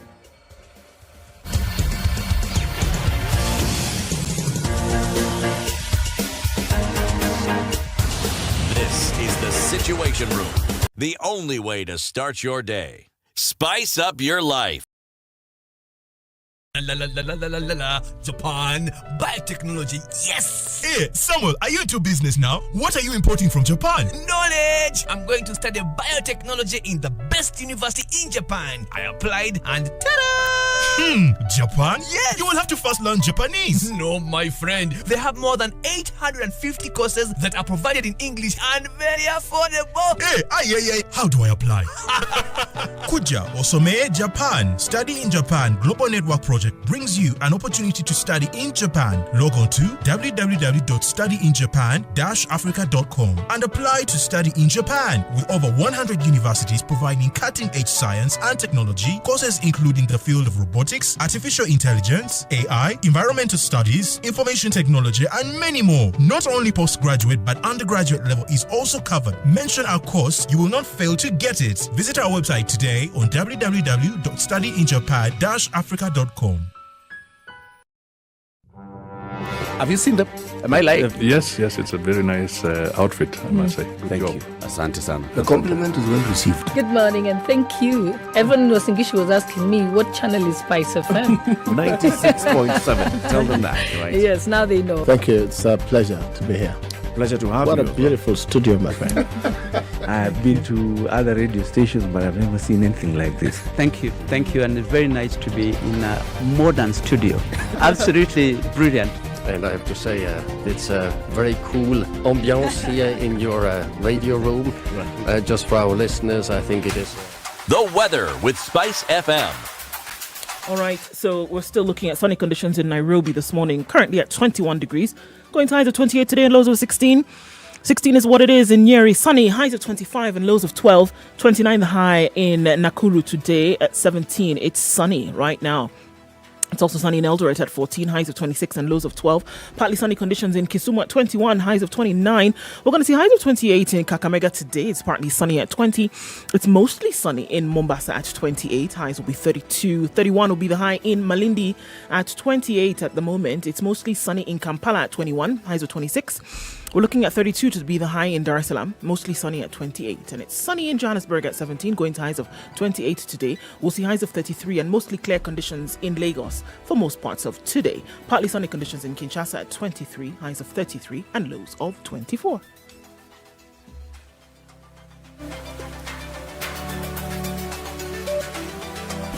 Classic soul, R&B, smooth jazz, neo soul, and nostalgic ballads. Make some noise. Yeah. You're listening to Spice FM. Okay, so the madness on Kiambu Road started very, very early this morning, and we still see the results of that. Bad accident right around Whiskey River, just in case you did not know. And still now, as you're going towards Muthaiga Square, coming off of Kiambu Road, it is very, very busy today. It's moving in some parts, other parts, not at all. So this one, it just needs some patience, and, you're just going to have to stick to this one. All right, Ngong Road, moving slowly as you get to the roundabout at the City Mortuary. On then towards Bagathi Way, going towards Valley Road, or then down towards Ngong Road and to Community. It's moving slowly, but you should be all right. Coming off of Thika Road, the service lanes are not behaving too badly. And we did mention the bypasses today, guys. Where everything is crazy, the bypass is offering this wonderful ambience of just peace and tranquility as you try to get into the city centre. Use those, shall we? SpiceFM KE on Twitter. Let's talk. 40127 via text.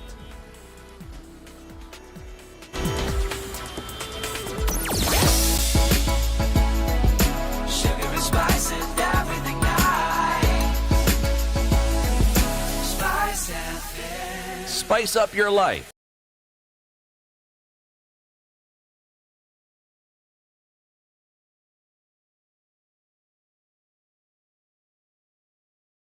Mature, intelligent talk every morning. Spice up yourself.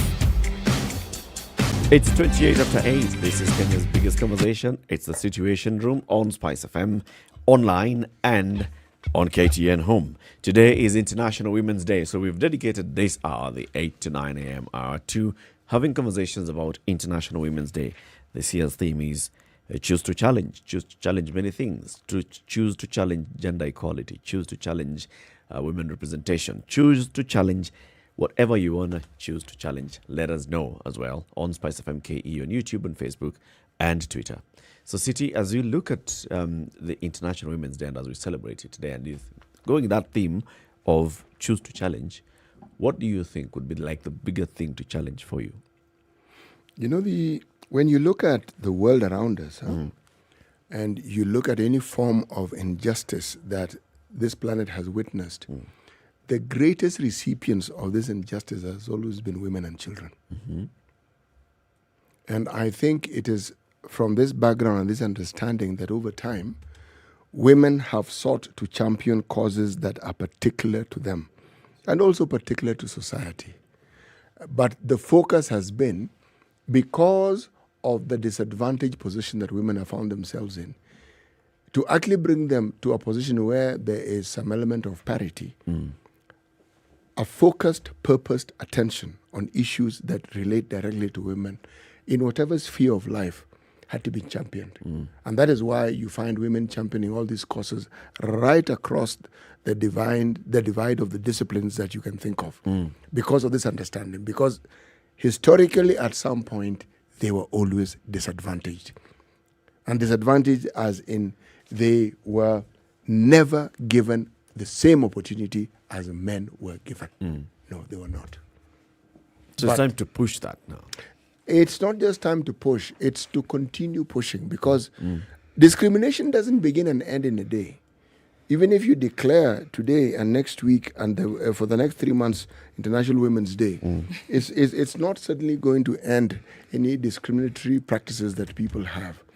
But the emphasis gets people to understand that it isn't just a push for what we call a broad-based equality, no, but it's to understand the distinction and the variety of differences that would exist in this need, the similarity that would exist, and how it would help the general basket of good that mankind wants for itself. That's really what it is. But at some point, to get it to be noticed, there needs to be a singular push that may even seem to be disproportionately pushed. But that, in many ways, is how you right a historical wrong. Yes. Indeed. Advancing women's economic and social rights. That's what we want to discuss for the next half an hour. And let's bring in our guests for this half hour. Catherine Hegeman is the Deputy Head of Delegation for the EU in Kenya. And we also have Patrick Wilson, who is the Deputy Mission Director for USAID Mission to Kenya and East Africa. They are joining us on the line. Good morning, Catherine. Good morning. Very good to have you on the show. Happy International Women's Day. Thank you. Asante sana. And we also have Patrick on the line. Indeed, asante sana for joining us. When you talk about advancing women's economic and social rights, maybe we first of all need to start defining or even the scope of these economic and social rights. Let's start with you, Catherine. All right. Yes, we've been working in Kenya and all over the world in advancing women's social and economic rights. What is that? That's everything from sanitation, education, a better living livelihoods of women, but also better access to justice, etc. So there are very, very many aspects to where women have been traditionally disadvantaged and where we can make an impact in lifting women to a more equal level. So what is it that you've been doing as the EU, for example, over the years in terms of the programs that you've had in place to push this conversation to advance women's economic and social rights? I think we have both general programs and then specific programs working for women. But one of the things that for us is important, that we don't just do one little program where we focus on women and then for the rest we forget about it. But we now have an action plan that requires us for every single program that we do, whether we build a road or support democratization or whatever we do, that we have to look at what does it mean for women, how does it affect women, what do women specifically need. So it's not about a specific program for women, but about all of our work that we do in Kenya and in any other country that we're active in. So in Kenya specifically, we've been doing quite a bit on addressing poverty, and there, of course, we know that women have been disadvantaged. There's a higher percentage of women living in poverty, being single households. So those things we try to take care of in the programming, the general programming. Similarly, even something that sounds so technical as building a road, there are issues around that are specific women's issues that we need to look at. And then on top of that, we have programs that specifically address women. We have, for example, right now, a call open, which will end on Friday in the agricultural sector, asking women agripreneurs to sign up, where we can support them with training, with grants, with loans, to try to further their agricultural business. We had in the past a program on. We supported the Miss President show, where we had quite a few very talented women who competed to become Miss President of Kenya. And we know that some of the finalists are now making it into government. So there we have some very nice action that is empowering women to take more leadership roles, to get more active in politics. Not all of them will go into politics. Some of them may become leaders in other areas, and that's just as well.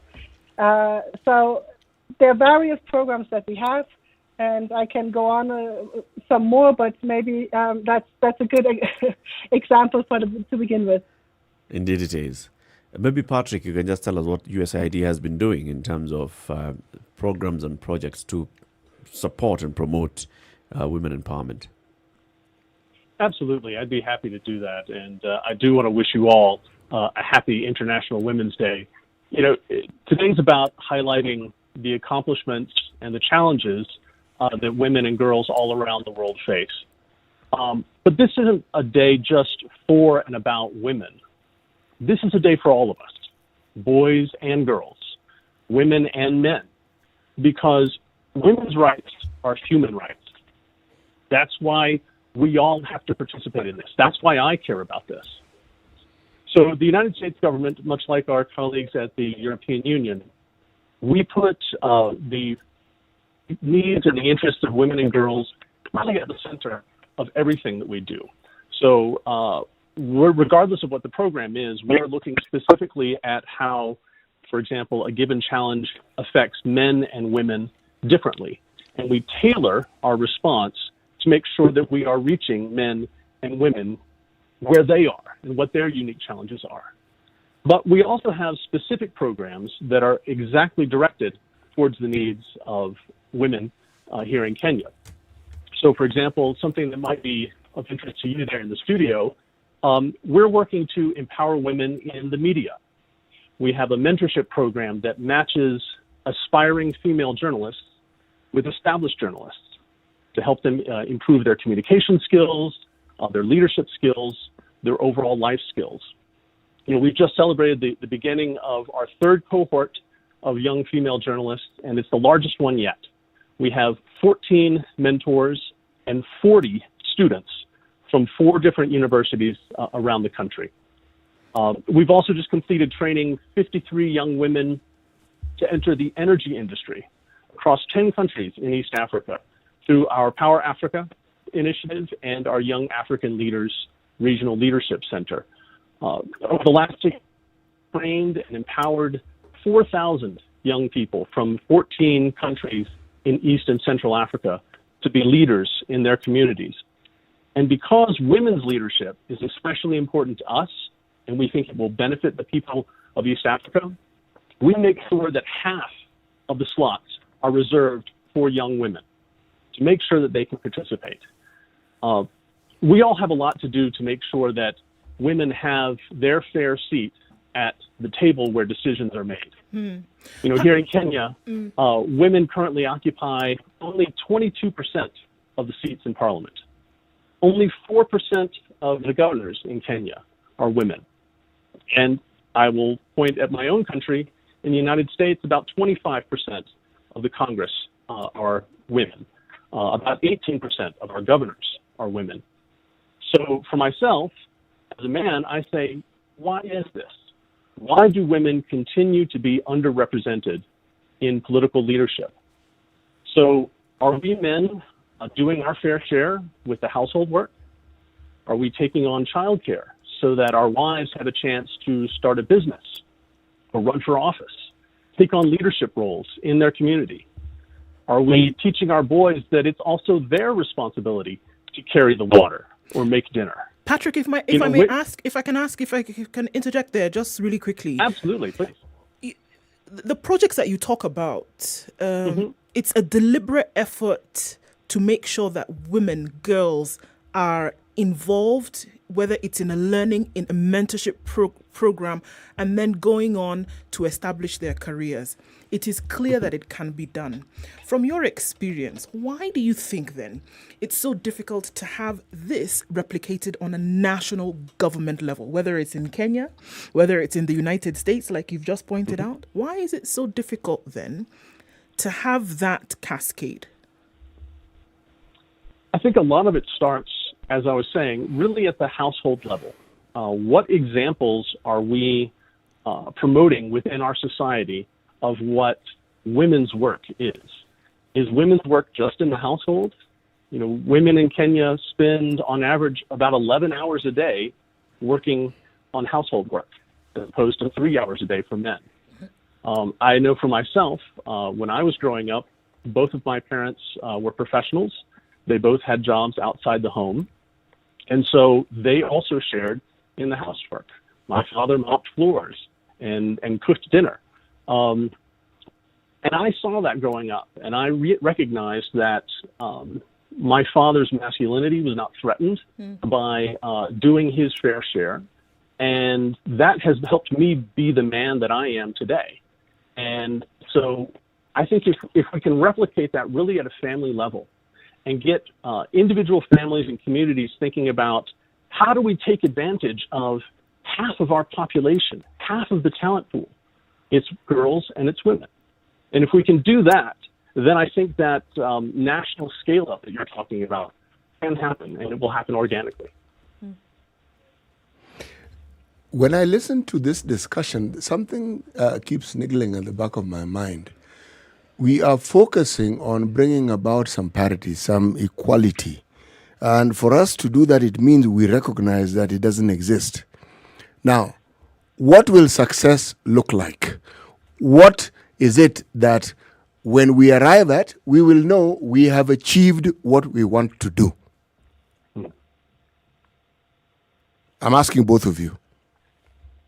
You can start with you, Patrick. All right. I think it's dangerous, or at least perhaps misleading, to think only in terms of quotas. For example, if at least 1/3 of parliamentarians are women, then we've achieved our goal. Or if in a salary scale, women are making at least 80% of the same salary that men are for the same position and the same work, we've reached our goal. I think that's perhaps a bit simplistic. What we need to be thinking about is agency, the ability of girls and women to make their own choices, to have an ambition and to have the opportunity to achieve that ambition.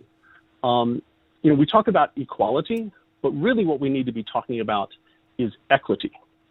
And equity means that you recognize that two people may be starting from different places, that maybe because of traditional beliefs or historical injustice, one person has a disadvantage over another.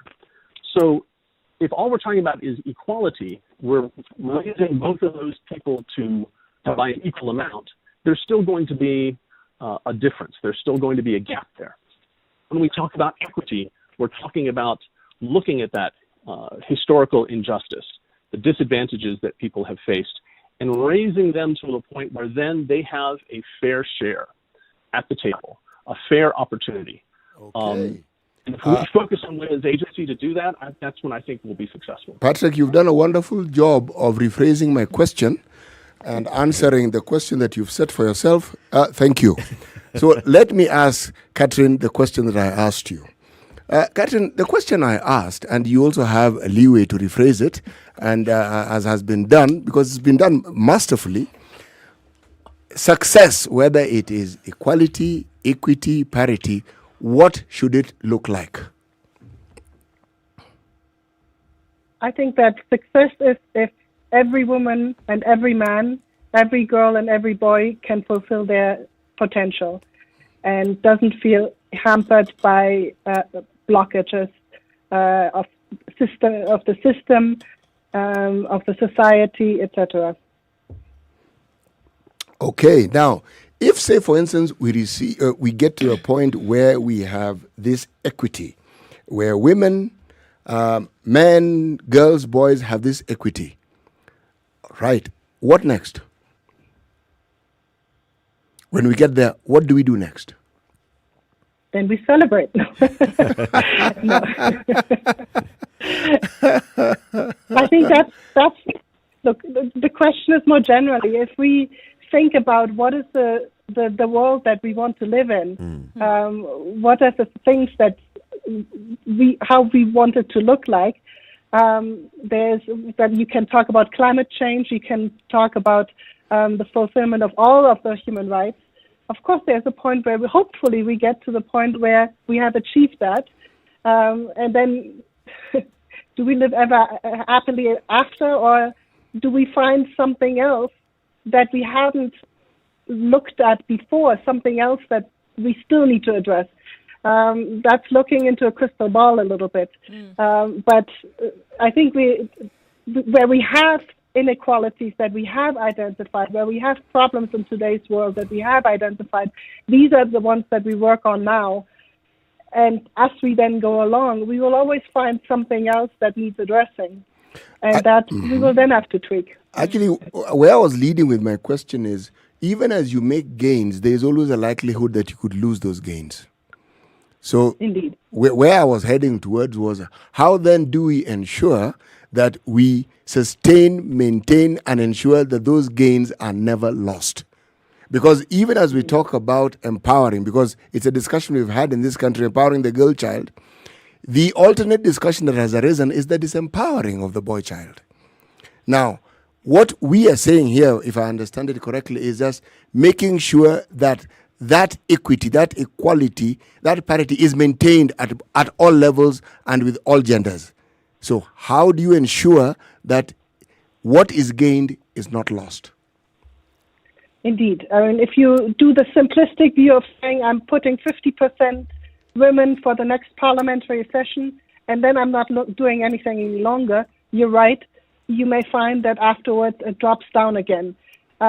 So just a quota may temporarily help to raise awareness, but in the longer run, you need to, as Patrick was saying, you trickle it down to the households. It's having role models at all levels, from the parents to the teachers, all the way up to heads of state and other politicians, so that everybody just internalizes that there is equality. And I think it is achievable, but it takes longer than just putting a temporary measure in place. It does take just constant discussion. It takes role models. It may take affirmative action type measures, and then it takes time. A question for you, Patrick. Do you believe, or do you think that the projects that you're involved in here, be it USAID and the EU, that they will have a mirror effect on governments? Because a lot of these things that we are looking at is, governments influence implementation of certain things, whether it's at the workplace, whether it's educationally. Do you think that they would have a mirror effect on society, so that even after these projects end, that the points that they brought about in the first place can continually be perpetuated? And I ask this question because I think about African traditional societies, and when they started sending girls to school, the only reason that other families started sending their own girls to school is because they saw the benefits of doing so directly. That they could see, okay, so-and-so's daughter went to school, and because of that, this happened. I too will send my daughter to school. Because they saw, and it was left lingering, the example of what they could then follow. So these projects that you've put in place in Kenya, for example, do you see them at least very skeletal, the skeletal part of it, then being taken and adopted by countries, government, private sector to continue? I do, because the simple fact is, whether it's a politician who wants to put in successful policies and get reelected, whether it's a business that wants to make a profit, the more that they focus on equity for women and girls, the more successful they're going to be. A child whose mother can read is 50% more likely to live past the age of 5. An extra year of secondary school for girls can increase their future earnings by 15 to 20%. And if 10% more adolescent girls attend school in a country, that country's GDP increases by an average of 3%. So those are facts. This is not fake news. This is real data that we have collected from over the world. So by focusing on making sure that girls and women have equal access to education, that they're not having to drop out of school because they're becoming child brides, a practice that's been outlawed, then the entire community will benefit. And I think that that multiplier effect that you talk about of other families seeing a girl go to school, recognizing that she's successful, recognizing that family is doing well, that's going to encourage them to do the same. So as we have all this conversation about, the things that can happen to ensure that there is empowerment, I think, Patrick, you'd even alluded to some of the milestones that we need to look at. And you're saying if we can get to a certain milestone where we say a certain percentage of women are part of the representation of leadership in parliament, for example, or a certain percentage of pay that currently is a huge disparity gets there. What other milestones are these that we can say we are looking at? Let's say, take the example of Kenya. So we already know that one of them is the constitutional gender equality and representation in positions of government, in positions of leadership. What other milestones are these that we can push and look out for?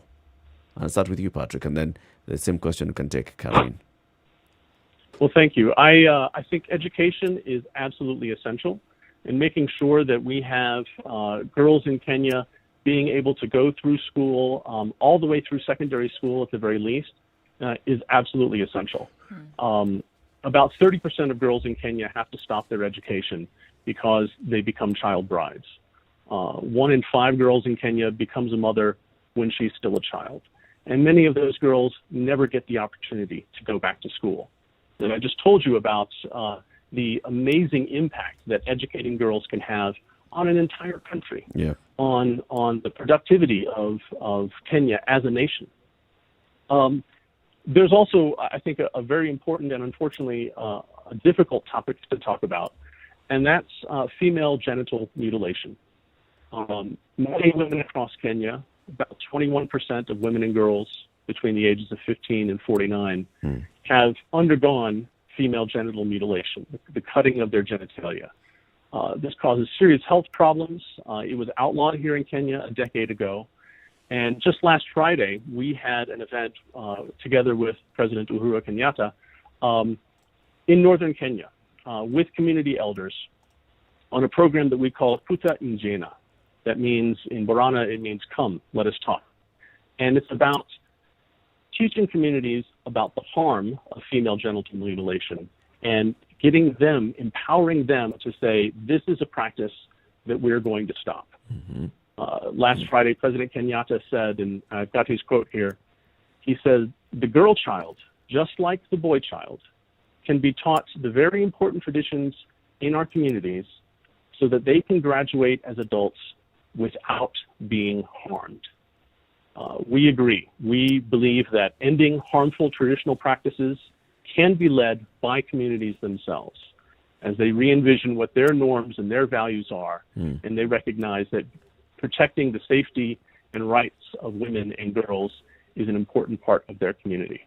If we can do more of that, we will see not only women and girls in Kenya benefit, but all of Kenya benefit. Thank you very much, Patrick. In a minute, as we conclude, Catherine, what is it that the EU would say these are the milestones that we'll be looking out for?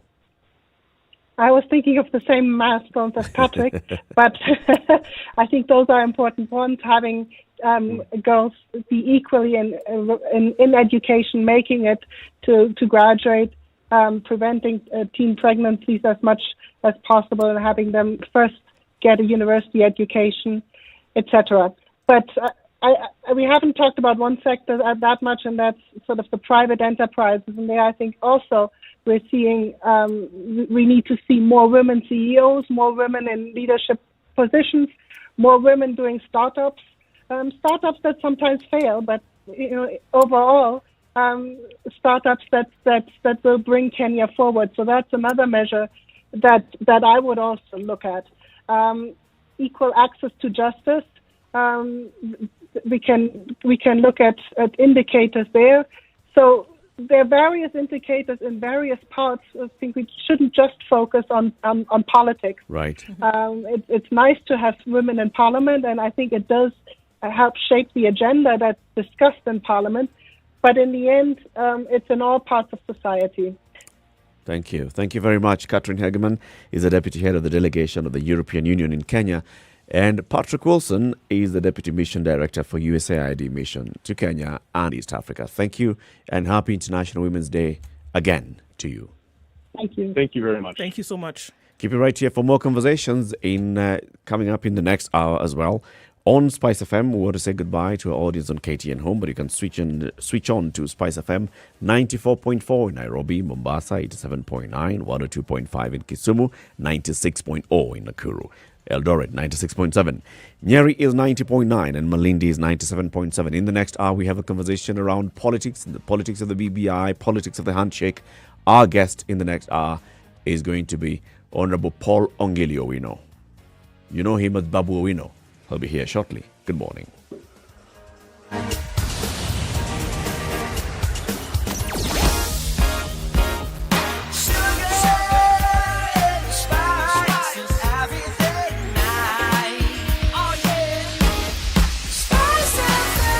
Spice up your life.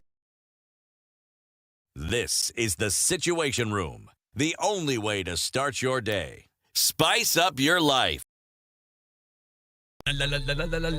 Japan, biotechnology, yes! Hey, Samuel, are you into business now? What are you importing from Japan? Knowledge! I'm going to study biotechnology in the best university in Japan. I applied and ta-da! Japan? Yes! You will have to first learn Japanese. No, my friend. They have more than 850 courses that are provided in English and very affordable. Hey, how do I apply? Kuja Osomee Japan. Study in Japan Global Network Project brings you an opportunity to study in Japan. Log on to www.studyinjapan-africa.com and apply to study in Japan with over 100 universities providing cutting-edge science and technology courses including the field of robotics, artificial intelligence, AI, environmental studies, information technology, and many more. Not only postgraduate but undergraduate level is also covered. Mention our course, you will not fail to get it. Visit our website today on www.studyinjapan-africa.com.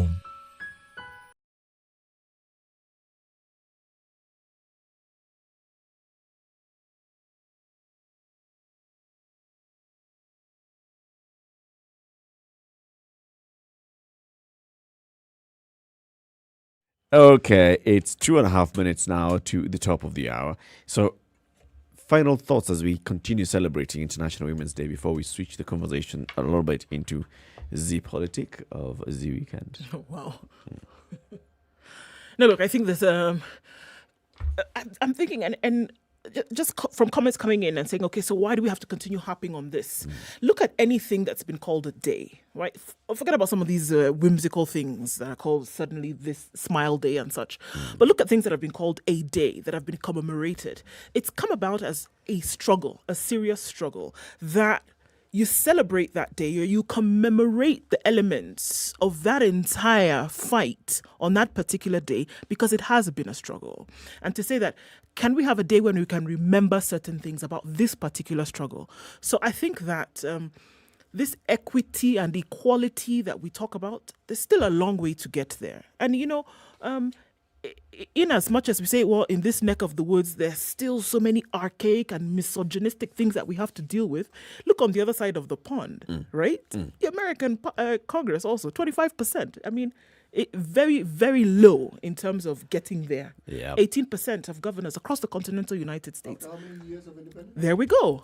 We're talking about hundreds of years, right? After how many years of women having access, having a right to vote? Quite some. I mean, when did suffrage begin, right? 1950s. Yeah, so I mean... It's just as old as Kenya.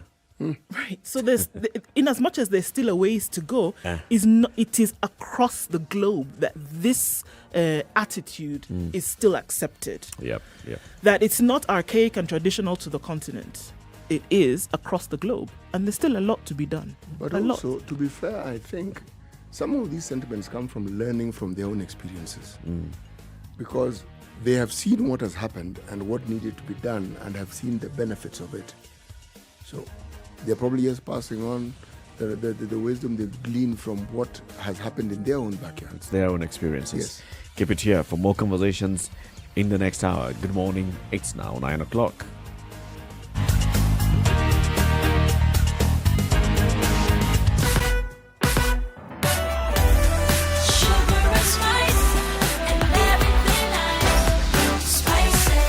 Spice up your life.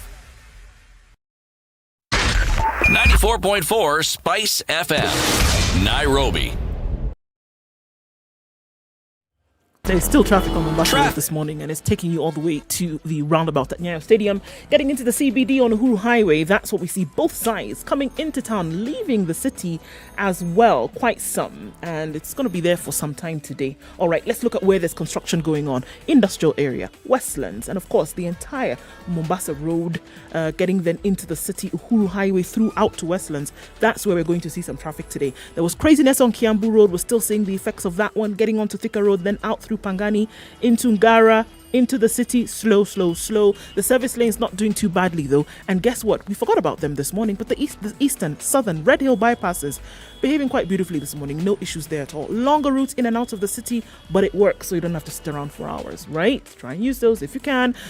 We'll take a look in about half an hour, see how that has changed. Did you carry cash to the ferry? Don't. They're only taking M-Pesa, and that's what's causing traffic. We'll look at that in a bit. SpiceFMKE on Twitter. Text on 40127.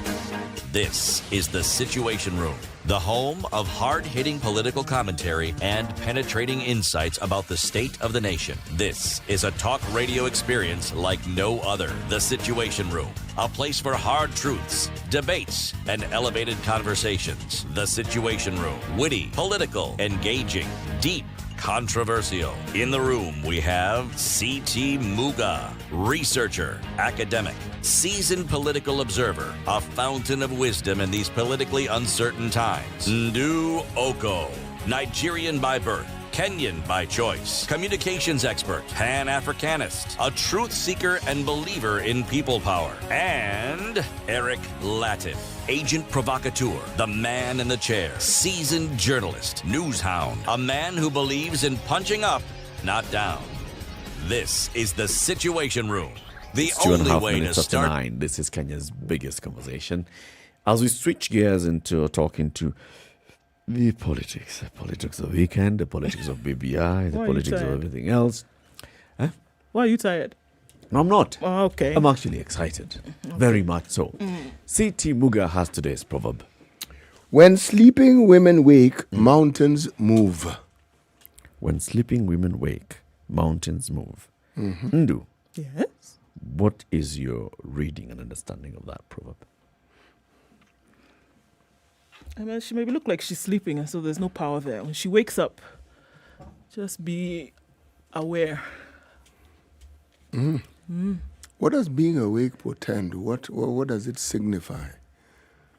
Raring not to as- go. Yes, full throttle ahead. So when the entire litany or retinue of a woman's capacities are unleashed, okay, Be ready. so they're fully awake, then expect monumental changes. Now imagine if they're all awake at the same time. Yes, that's what it says. And I mean, African sayings like teach a woman and you educate a woman and educate the whole village. It's not something that is theoretical. It's something that is born out of experience. Yeah. And the gentleman who is the Deputy Chief of Mission for USAID pointed it out well and supported with the statistics. But he says, you see, looking at places where the education of women has gone beyond a certain level, whether it's post-primary, whether it is secondary, talking from a position where I have acted as an employer, I would say categorically that working with women, you have infinitely less industrial problems than if you're working with men. Infinitely less.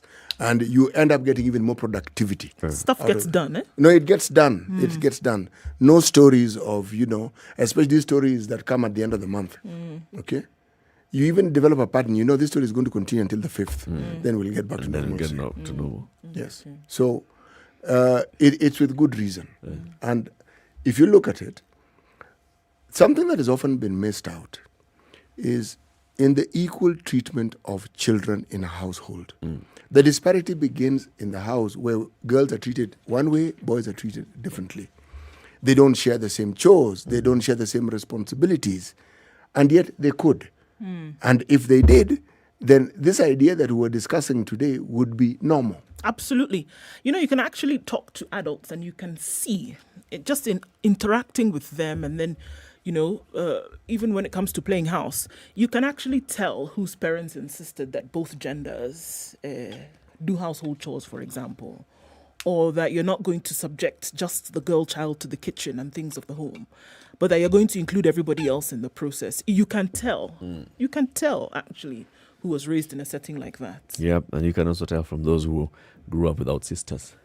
Yes, there's also that little detail. I raise my hand. Yes. There's nothing about it. You don't cook, clean, do Everything. I'm not going to go and hire a nanny or a woman what is that? because I have boys and they're not going to be able to do it because... But look at the benefits, Eric. There you go. Oh, yes. Absolutely. And you can see that. And then somebody gets into a career later on and whereby they have to be a manager, for example. This man who grew up without sisters and whose parents insisted that, my friend, I'm not going to hire help just because you're a boy.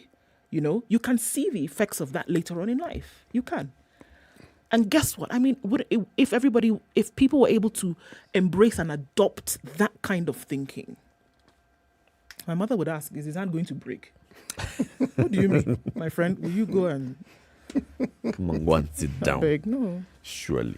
Let's talk about politics, okay? As we wait for our guest, who is the MP for Embakasi East, Paul Owino, who is running late, who will come and tell us what's happened. He's running late. Anyway, we saw over the weekend. So first, let's start with Thursday, the by-election in those 6 by-elections that were taking place around the country and the violence that we witnessed. And then starting into Friday, going into Saturday and Sunday, the conversations that then emanated, especially from the ODM side of the handshake. And now the whole conversation shifted into, okay, now, we are getting towards the moment when we commemorate the handshake, March 10th, 2008, in 2 days' time. We celebrate the handshake, but already there are jitters. First of all, is Raila being played? Are there forces within the government in civil service who are supporting another camp? And this is the emergence of this other camp of Musalia and the others. Is this the game that they are playing? What game is being played? Are we going to be finding ourselves being hoodwinked and getting out of, running out of options? Is there somebody in some senior government office who was engineering the violence that we saw during the by-elections so that the results and the outcome can be a certain way?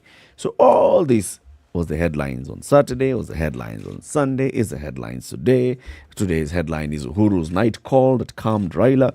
So ODM leadership within Nairobi was organizing this particular major rally yesterday, and where Raila was going to come and make some pronouncements, and it took the president to call him and tell him, boss, you and I shook hands. You and I sat down and had a conversation. You and I have been talking.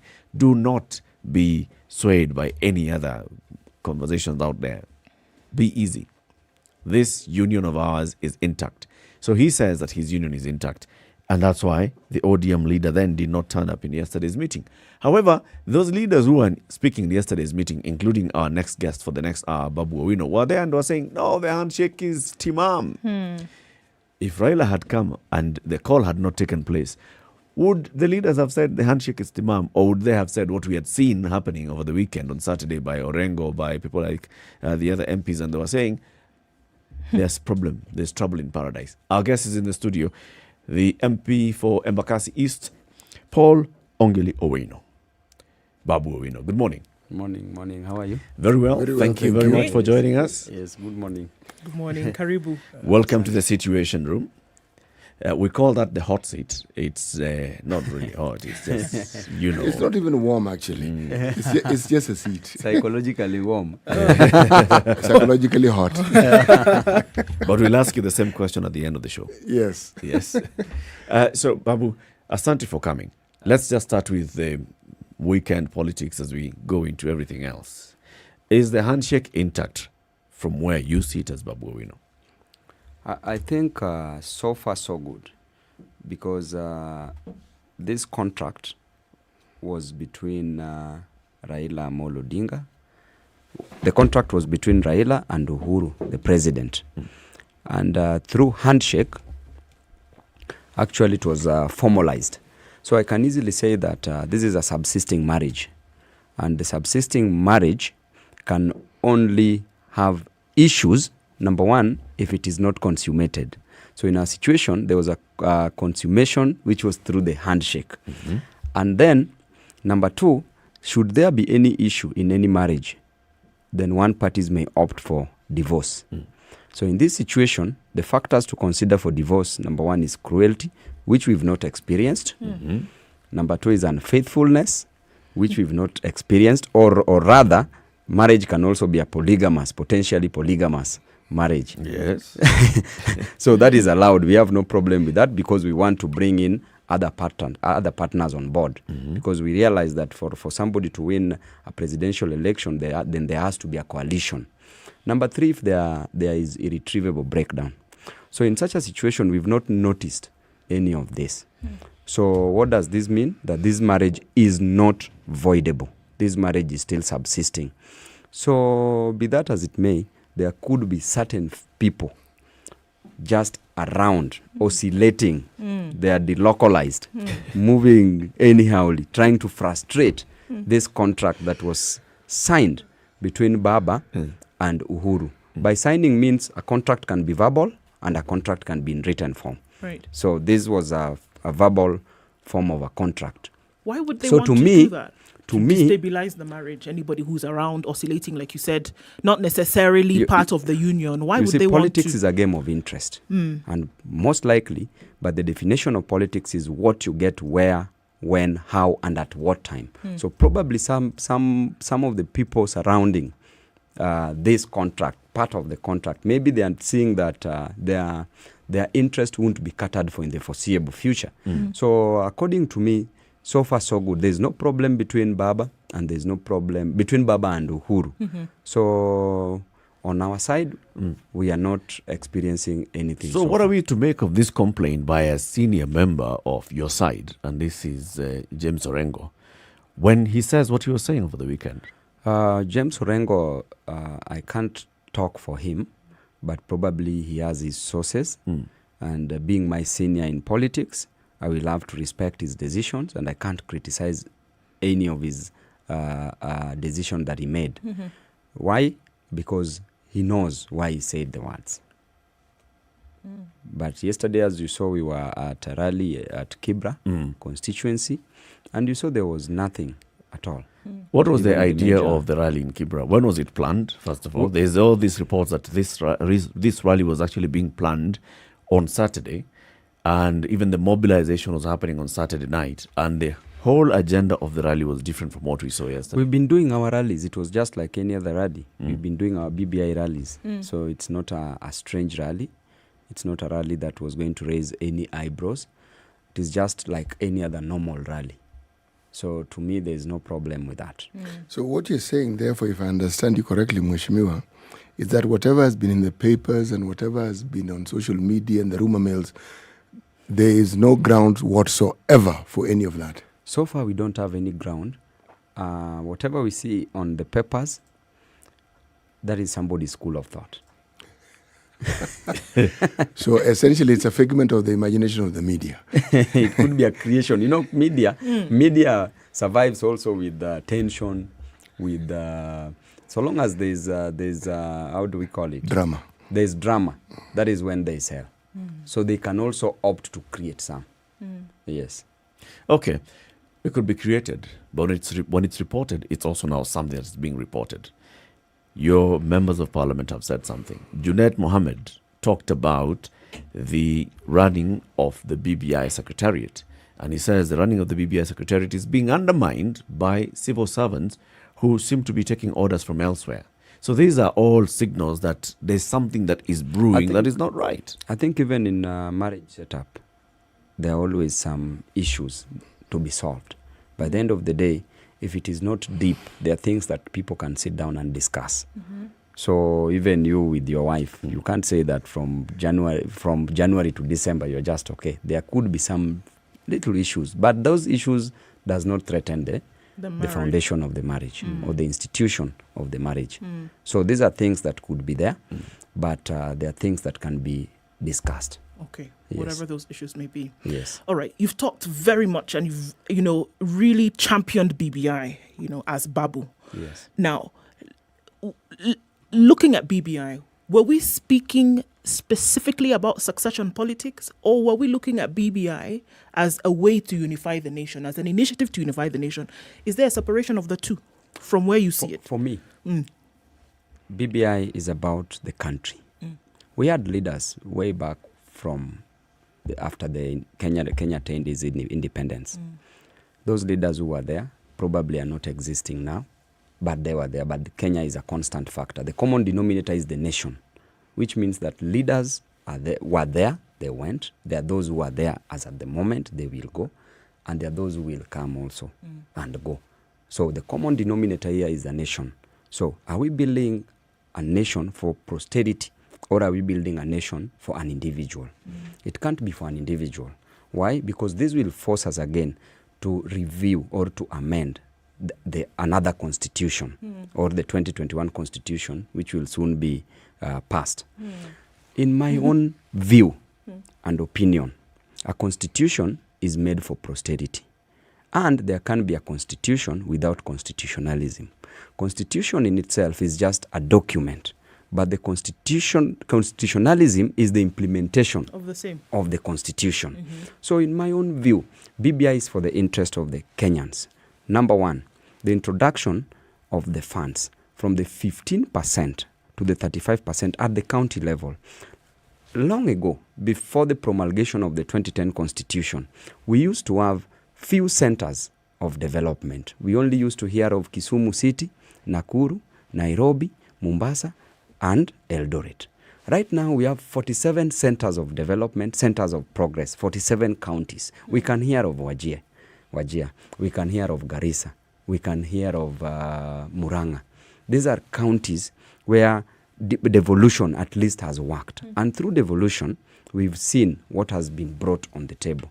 We can see employment, jobs, creation of jobs are there, construction of infrastructure, there are roads, hospitals, schools, issuance of bursaries. A lot has happened at the county level. So with that, and number two, with the introduction of the World Fund, means that further money will go to the Wanjiku. When a country is depressed economically, the best solution to cure that depression is to inject money into the system, to ensure that money goes into the pockets of a common mwananchi. The moment there is float, the moment there is money at the ground level, that person who has money, the Wanjiku, that person is going to a shop to probably buy unga. That person who is selling will realize that there's high demand for unga. When there's high demand for unga, he will order more from the factory. The person at the factory, having realized that he was only producing probably 100 bags, manufacturing 100 bags, he will start doing 200 bags. That means that more jobs will be created to help in the production of the 100 extra bags. Then at the industry level, that person will also realize that indeed I need raw materials. Where do I get them from? From the farmers. A farmer producing 1,000 bags will start producing 2,000 bags. More jobs, more money circulating. So money will be circulating. So when the demand is high, the supply will be high. So when we have the aggregate demand meeting the aggregate supply at the apex, when there is equilibrium price and the equilibrium quantity, we attain what is called macroeconomic equilibrium. That is the position where we will want this nation to grow economically. I almost feel like I'm in economics 101 class, Babu. And so That's are you what we telling need for me, the growth of right, this nation. So are you telling me, what you're telling me essentially, what you're telling us is that this, what you're saying, is what was in the minds of leaders who came about with this initiative. Whereas in the beginning, what were we hearing? We were hearing that it was unification to stop this problem of violent elections and things like that. So now it seems to have taken a different shift that is more palatable to the people, wouldn't you say? Financially, you see, politics controls the economy of a nation, of a state. And the economy of a state is controlled by the political activities. The moment there's political animosity in a nation, the moment there's violence in a nation, number one, there's no need of losing a neighbor. There's no need of losing a friend just because of a day's event. Politics is, election is a day's event. You vote once. Then after that, the repercussions are better imagined than experienced.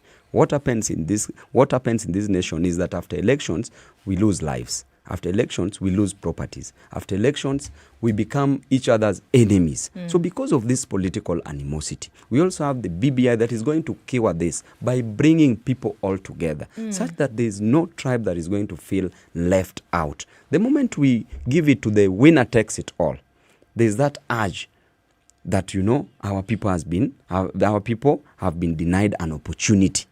But the moment there is that inclusion, the inclusivity, we cure this political animosity. Women suffer most.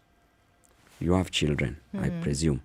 Women suffer most after elections, more than even men. Why? Because the husbands, instead of going to look for food, they are going for war, political war, to defend their inherent and inalienable rights. Their kids are going for those political wars instead of concentrating somewhere else. So with that, we can easily say that politics what is the root cause it of affects all that the lives. Now, the root cause is because the winner takes it all. The moment we introduce the inclusion, where everybody feels included, where a Giriama can be in the system, where a Masai can be in the system, then with that we cure the beast of violence after the elections. Is Personally, that really as the Babu, problem? That is the major problem. As Babu Owino, I've been a victim of post-election harassment, where having won an elective seat as a member of parliament, it took me 1 year, 6 months to know whether I was the sitting member of parliament or the standing. Why? Because I was taken to High Court. There was an election petition at the High Court. My election was nullified. Then I appealed. Court of Appeal another 6 months. Supreme Court another 6 months. So 1 year, 6 months. And that is on the civil matter. Then there were 3 other criminal charges where they said that Babu Owino decided to, number one, when I had an altercation with the president, which was also misconstrued, that I abused the president's mom. And today, let me explain to you what I meant. What did you by say that. First, before you say it? I said, yes, I want to repeat it, and I want Kenyans to listen carefully. Number one, I said, kama Bagbo alitolewa na wananchi. Bagbo was a president who was a dictator. Kama Yahya Jammeh alitolewa na wananchi, a dictator, president. Kama Gaddafi alitolewa na nchi, presumed to be a dictator, president. Wewe ni nani? Wewe ni mtoto wa umbwa. Mtoto wa umbwa is a puppy. If these bulldogs were removed by the people, you are not more of a dictator than them. In fact, it was more of a praise because I was like, you are not a dictator like these people. Wow. So there's no way I could compare somebody's mother to presidents. It could not make sense. But in Swahili, people misconstrued it, the media specifically, misconstrued it to mean exactly just the way I said it. They didn't look at the rules of interpretation. So they could have asked me the literal meaning of it, the golden meaning of it, and probably the purposive approach. In what that I meant. moment, Babu, let's be serious. In that moment, when you said that, or even in other moments where things are said that essentially are fuel, that they're lighters for a lot of the things that we see that come about, do you really think there's ample time to start, what did you call it? Golden interpretation and those other things? Do you think that there's time to start asking those questions? Purposive. Purposive meaning. So you're essentially saying that we should not take the things you say as serious. You see, I wasn't even asked what I meant, but the media blew it out of proportion because I told you probably they are surviving best when there is drama. But Mheshimiwa, yes. surely, when you say the things you say, yes, and you clearly have an understanding of what the media is and what they represent, should you then not tailor the things you say so that the misinterpretation isn't as wide as you are telling us this one was? Surely. You know, it is not for me to tell them how to interpret what I say, because having gone through a school process, that is how I reason. It is what was planted in my mind. There are certain words that if I use, that is when I stress on certain issues. But it is not what you literally should think. All right. Because somebody has the right to interpret what I'm saying the way they wish. You see, the interpretation isn't in a void, Mheshimiwa. If you are in the public domain, and you have been in the public domain since you were in the university, yes, all right? And if you speak and your speeches are recorded over a long period of time, then people develop a certain perspective of who they think you are. Not who you are, who they think you are. Let me tell you something. There's something called contemporaneous similar fact evidence in law. You cannot use that fact, the contemporaneous similar fact evidence, to judge my future actions. For example, there was a case in the United Kingdom where John Mills versus the state. This person used to kill infants in a similar way and bury them in a similar way. What did he used to do? He takes an infant, kills the infant in a bathtub, then buries the infant at the back of the house, at the backyard of the house. Then the first case he was charged for murder, and indeed it went through. Then again a similar action took place, and he was also arrested because they were looking at the similar facts. It is like this person has been doing this thing, so we presume that the next action is the person who has probably killed this other child again, because the child has been killed the same way and buried the same way. The High Court jailed him for the second murder, but when he appealed, he was set free.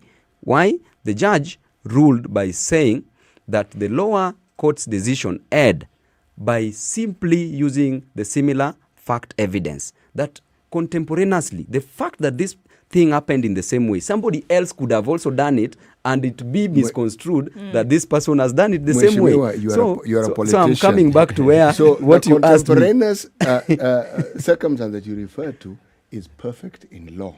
But you are in the realm where perceptions, more than anything else, are the reality. But you see, the most important thing is, if I know that I'm making statements that are actually not bad as per Babu Owino's school of thought, then I don't have to please the streets.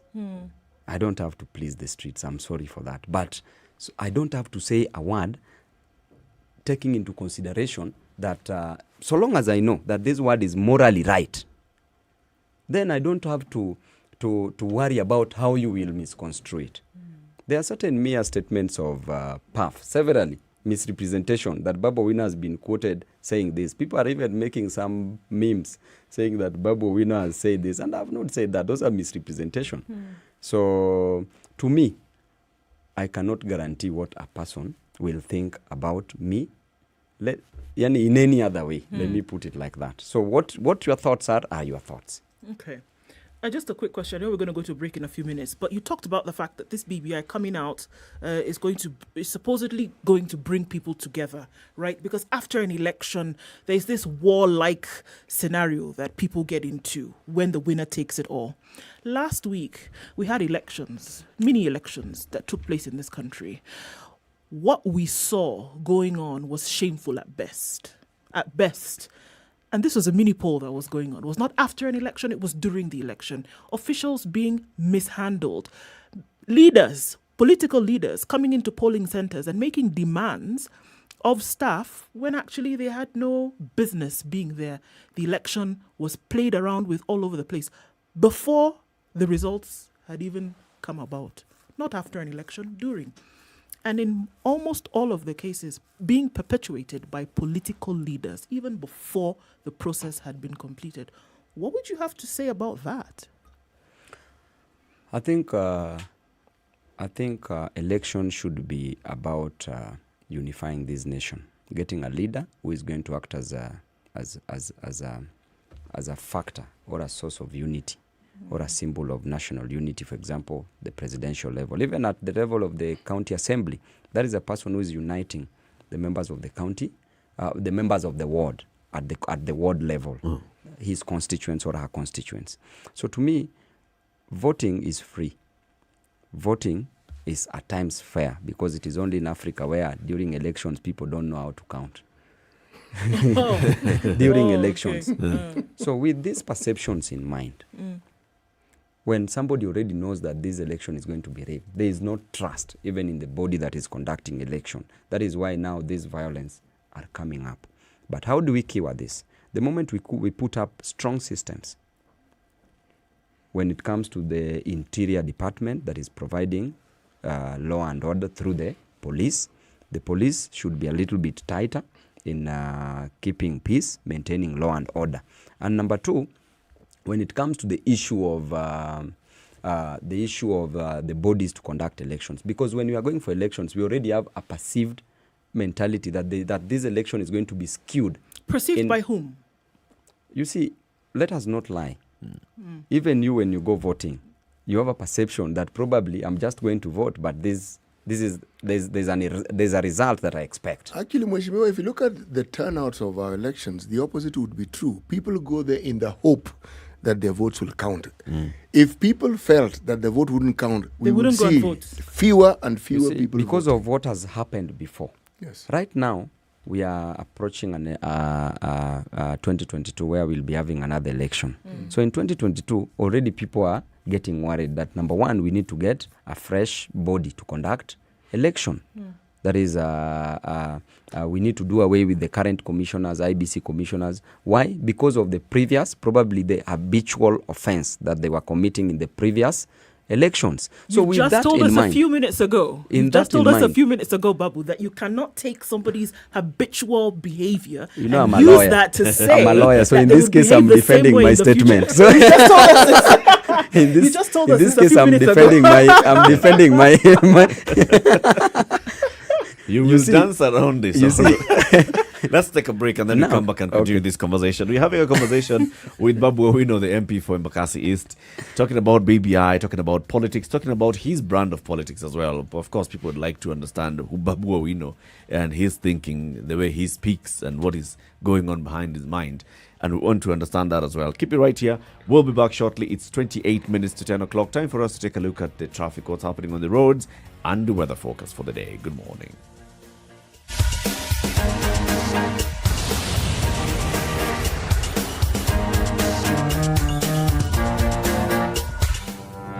There are so many people peddling what is false, and that it bears remarkable resemblance to what is true. Politicians have their agenda, and their agenda is to use every opportunity to sell that agenda and to loot this nation. I have seen major strides that are done in this country when we talk to each other as against talking at each other. We start getting back into the tribal cocoons which were put to us by the colonial powers. You know, they gave us physical freedom but not mental freedom. We're still mentally colonized today into these cocoons of tribe. Now, if you live in an area where it's difficult to find a dog, He's a goat.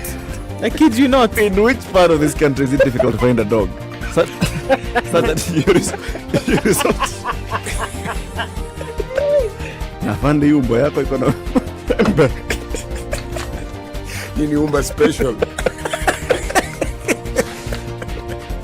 This Japan biotechnology. Yes. Hey, Samuel, are you into business now? What are you importing from Japan? Knowledge. I'm going to study biotechnology in the best university in Japan. I applied and ta-da! Japan? Yes. You will have to first learn Japanese. No, my friend. They have more than 850 courses that are provided in English and very affordable. Hey, how do I apply? Kuja Osome Japan. Study in Japan Global Network Project brings you an opportunity to study in Japan. Log on to www.studyinjapan-africa.com and apply to study in Japan with over 100 universities providing cutting-edge science and technology courses including the field of robotics, artificial intelligence, AI, environmental studies, information technology, and many more. Not only postgraduate but undergraduate level is also covered. Mention our course, you will not fail to get it. Visit our website today today on www.studyinjapan-africa.com. The weather with SpiceFM. All right. So we're looking at sunny conditions in Nairobi, 22, going to highs of 28 today. 25 will be the high in Nyeri. It's sunny at 20, 21 and sunny in Nakuru, going to highs of 29 and lows of 13. Sunny conditions in Eldoret at 20. Highs of 29 in Kisumu today. It's partly sunny at 23. It's also partly sunny in Kakamega at 24, going to highs of 28 and lows of 15. 32, a warm Mombasa today. 25 the low. 26 will be the low in Malindi. It's 29 right now and sunny conditions through and through. It's a foggy, hazy morning in Kampala at 22, highs of 26 and lows of 18. We're light rain now in Dar es Salaam at 29, highs of 32 and lows of 26. It's sunny in Johannesburg, highs of 28 today. The rain is back in Lagos at 27, highs of 33 and lows of 28. Mostly sunny conditions in Kinshasa now, 33 the high and lows of 24. Sunny conditions at 10 in Beijing. It's going to drop down to a low of -1 getting into early evening. It's now -1 in Paris. The winter seems to not have gone for too long. It's still sunny, however, highs of 9 and lows of 0. Clear conditions in London at 2, highs of 10 and lows of 1. And it's -1 now into Monday morning in New York, going to highs of 7 and lows of 1.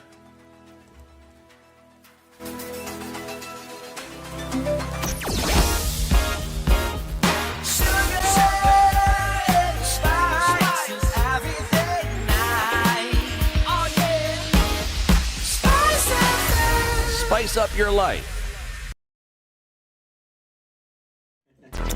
All right, Traffic. So stick on the highway. That's the advice that we're getting today on Thika Road. Don't use the service lanes because you're going to get there and you're going to get stuck. It's been crazy on Thika Road today. Also joining from what the traffic is on Kiambu Road is not looking good either. So we still have problems on Thika Road getting through to the Pangani Tunnel. Then you can use Wangari Maathai Way. At least it'll get you into the city a lot quicker. You're going to stick to Pangani, and you're going to stick to Ngara, and then stick to the Globe Cinema overpass, getting towards Tomboya Street. It's going to take you a while. Mombasa Road, still here and there, not too bad. Let's see how it opens up in a couple of hours. But right now, it's not so bad in most parts. SpiceFM KE, get us on Twitter should you need to, or text on 40127. I have to remind you, don't take cash to the ferry. They're not going to let you through. And then there will be traffic. And then we will not be happy. And Pesa. All right? Okay.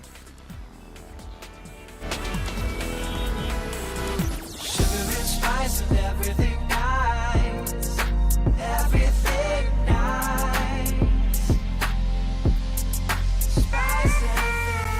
Spice up your life. Mature, intelligent talk every morning. Spice up yourself.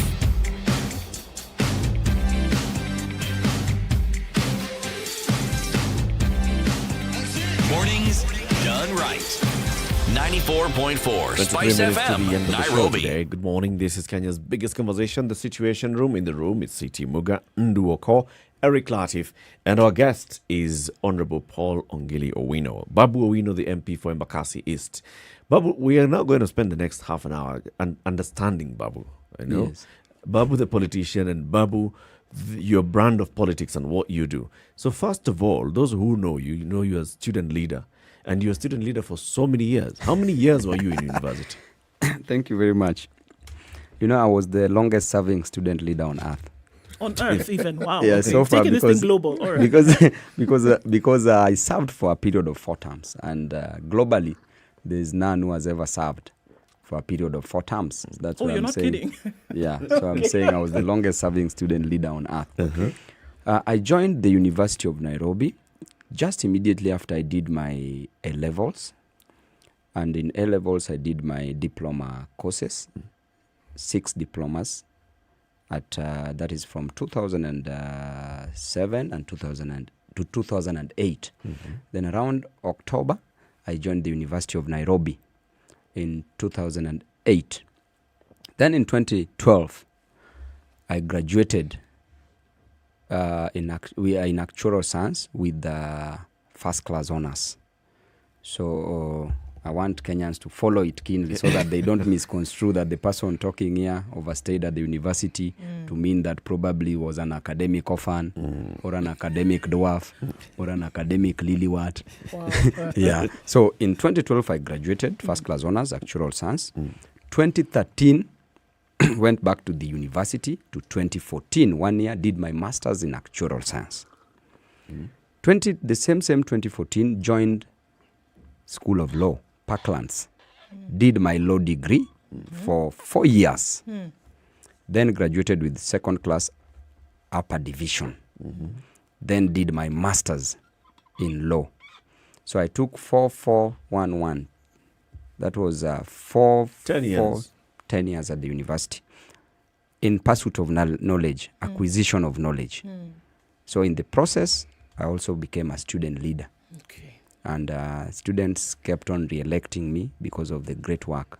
In fact, I never wanted to recontest at any single time. Democratically, I told them that let me give a chance to others. But they said, Babu, it is you who can solve our problems, our challenges. So please vie again and again and again. So that is what was happening at the university. So you're an actuary and a lawyer? Yes. Okay. Admitted to the bar? Not yet. The diplomas, what were they in? I did diploma in pure mathematics, diploma in physics, diploma in accounting, diploma in mechanics, diploma in statistics, and diploma in chemistry. Why? So essentially, you have more degrees than a thermometer. You're that guy. I have 6 diplomas and 4 degrees. Would one be wrong in saying that you are a career student? You know, life is about, or education is about acquisition of knowledge. It never ends. In fact, I promised my mom that I will study up to the point where I'll reach and see a signboard written, no school ahead, which you will never see. So in pursuit of knowledge, or rather education, you find that you acquire more knowledge in the process. And even today, you are in the process of, you started by reading a newspaper, analyzing a newspaper. All this is just process of acquisition of knowledge. It is constant and consistent, and it makes you also young. Right. Yeah. I'm listening to you. I'm listening to you say these things about your pursuit for knowledge, etc. And then I've also heard some of the things that you've said over time during your political career. Yes. And some of them have not been really palatable. Babu. Yes. Why? Those are political statements. Okay. And Explain, political please. statements, probably if you mention, then I will explain as at what you mean exactly, because I don't know what some you of them meant. I've had to expunge from my memory because they just, For example? I mean, like I said, I don't... like that puppy one, Yes, right? yes. You're coming here now, you're explaining, I was coming from this angle and this is what I meant. Yes. But this is not an everyday speech, even on a Yes. political rally. No speaker before you or speaker after you was using those kind of examples. When it's taken by the public, it's taken like, all right, what exactly is Babu saying? Babu is calling the president the child of a dog. This, we have seen this kind of statements before, and especially going by the fact that we even have a law that bars hate speech. When Babu Owino, this very well-educated person who is also a lawyer, stands up and speaks like this, doesn't he consider the fact that the people who are listening, his audience may not understand what is going on in his mind? Number one, in my culture, as a Luo, the child of a dog, puppy, we call Nyagwogwa. Nyagwogwa, the puppy, means a person we love. Even human beings can call, in Luo culture, and any Luo can attest to this, can call another person Nyagwogwa, puppy, meaning the person you cherish and love. So if we expanded, if we looked at the golden meaning of this thing, I was actually praising the president. Sure, but Again, do you think that they would understand that for people who they- don't understand that culture? But I told you, that what I say and what you construe, it also depends on you as a person. If you are in my line of thought, probably it's too much education. And they say That you're suffering too much from. education is at times dangerous. However, too little also takes you nowhere. So, Mheshimiwa, I mentioned the role of perception in your chosen line of work. Yes. Now, there's an unfortunate incident that you were associated with. Yes. A gentleman that was known as DJ Evolve. Yes. Got shot. And the media was in a frenzy about it. There were all sorts of reasons given as to what happened, what your role was, how you understood it, the whole caboodle. Yes. Now, you tell us what happened and what we should actually understand from what had happened. Thank you. You know, as much as I would really love to discuss this topic, I would really love to do it, and I will have to come back here. You create for me like probably half a day just to discuss the content of this case. As at now, the matter is before a court of law, and my hands are tied. It is sub judice. But once this matter is done, I will personally come here. You will not even call me. I will walk in every media station. I will want to discuss Babu this issue Owino, because LLM, this issue LLM, is going to be part I and haven't parcel studied law, of my life. But Babu, surely you know very well, we are not asking you to discuss. No, today if I start the just merits, opening up, the I'm merits very sure of that court case. Before you proceed, it is about the issues surrounding this issue, this court case. You see, when you start talking about the corroborated evidence about it, it's still a matter of law. The DPP, I'm very sure, is watching this interview. And after this, I'll not even get into my car. They'll just have to come for me and I'll go with them. So I don't want to discuss it because I know I'm going to be held accountable. And I would love to do it. Why? Because also for my life, my family, the people that I serve in Embakasi's constituency, and also Kenyans would want to know exactly what happened. I will love to do it. It is an issue that I can't run away from. Educate us on the law then. Yes. What is it that you are prevented from actually saying? Just to even mention that name. Because when I was even barred from drinking alcohol. I was even barred from going to a club. How has that worked out? Actually, it is good for me because actually, for me, the idea of not drinking has made me serve my people more. I used to serve them, but actually I'm creating more time for family, more time for my people. And I think it is a very good progress on my side. It is a very big plus, and I thank the court for doing that. Yeah. When you look at pursuit of justice and justice for, somebody who is in a privileged position such as yourself and one of your ordinary constituents, okay? Something happens and they have to go through court. From your own experience of, this particular case going through court, what is it that you'd say? Is there equity or equality in access to justice? Among the maxims of equity, actually, equity is equality. That is one of the maxims. Number two, he who comes to equity must come with clean hands. Those are just some of the few maxims of equity. In our legal system, we have the retributive justice, which calls for punishment. And we have the restorative justice, which calls for alternative dispute resolution mechanisms. If you were King Solomon making a decision about the child, or rather, the department of the DPP, let me use that.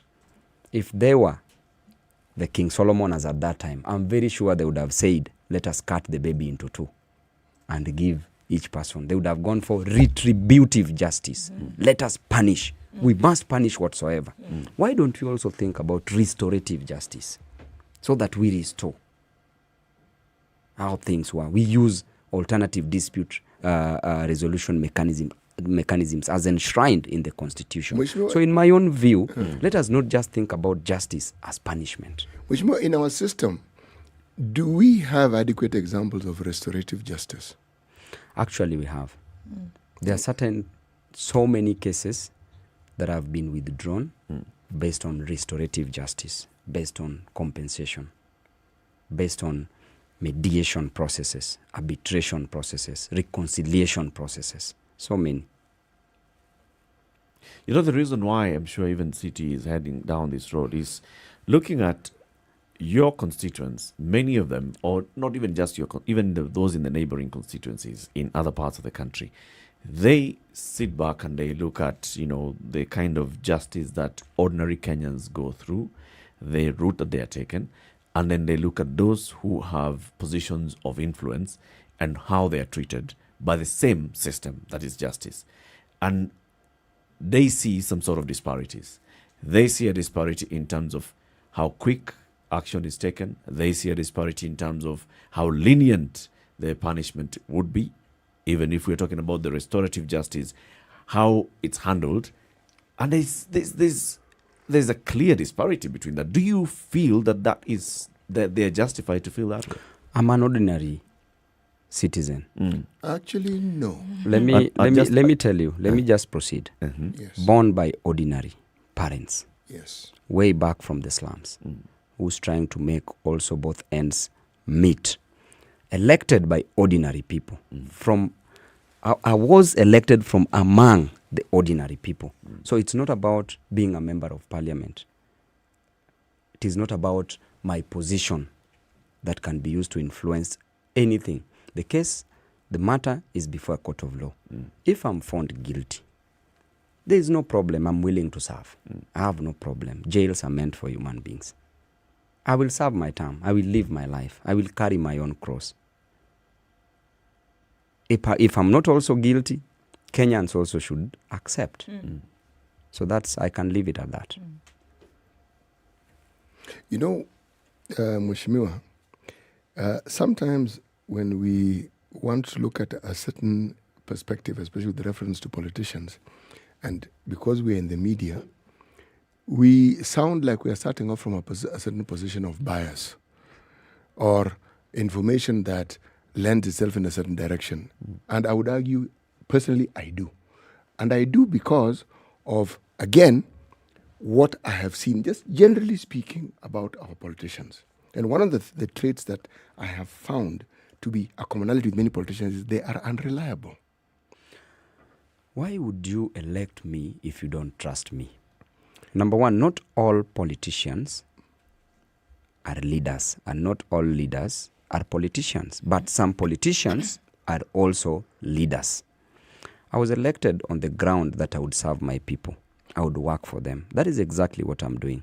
If you ask any member of Embakasi East constituency, or rather give an opportunity to any member, invite them to make a call, whether you voted for me or not, ask them, is Babu Owino a leader? Is he serving you? Is he working for you? I can tell you that 100% of them will tell you that I'm working, I'm delivering on what I promised my people. As Babu Owino, I'll not just be, those who will not vote for me for my re-election will not vote for me because probably they dislike my face. But not because of development issues. Yes. So, not every politician is a liar. Not every politician is unreliable. And it is the same people who are also going to elect the same different politicians or the same politicians or leaders. So they have an opportunity, they have the yardstick to measure that did this person meet the threshold that we required. If the person never met the threshold, then you have the authority, you are the boss as the voter to ensure that this person does not get back in that position. Then you get another person whom you think is reliable.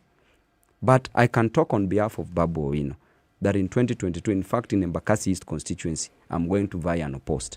Do you think there's any need for okay? If re-election is based on development. If it's based on development, yes.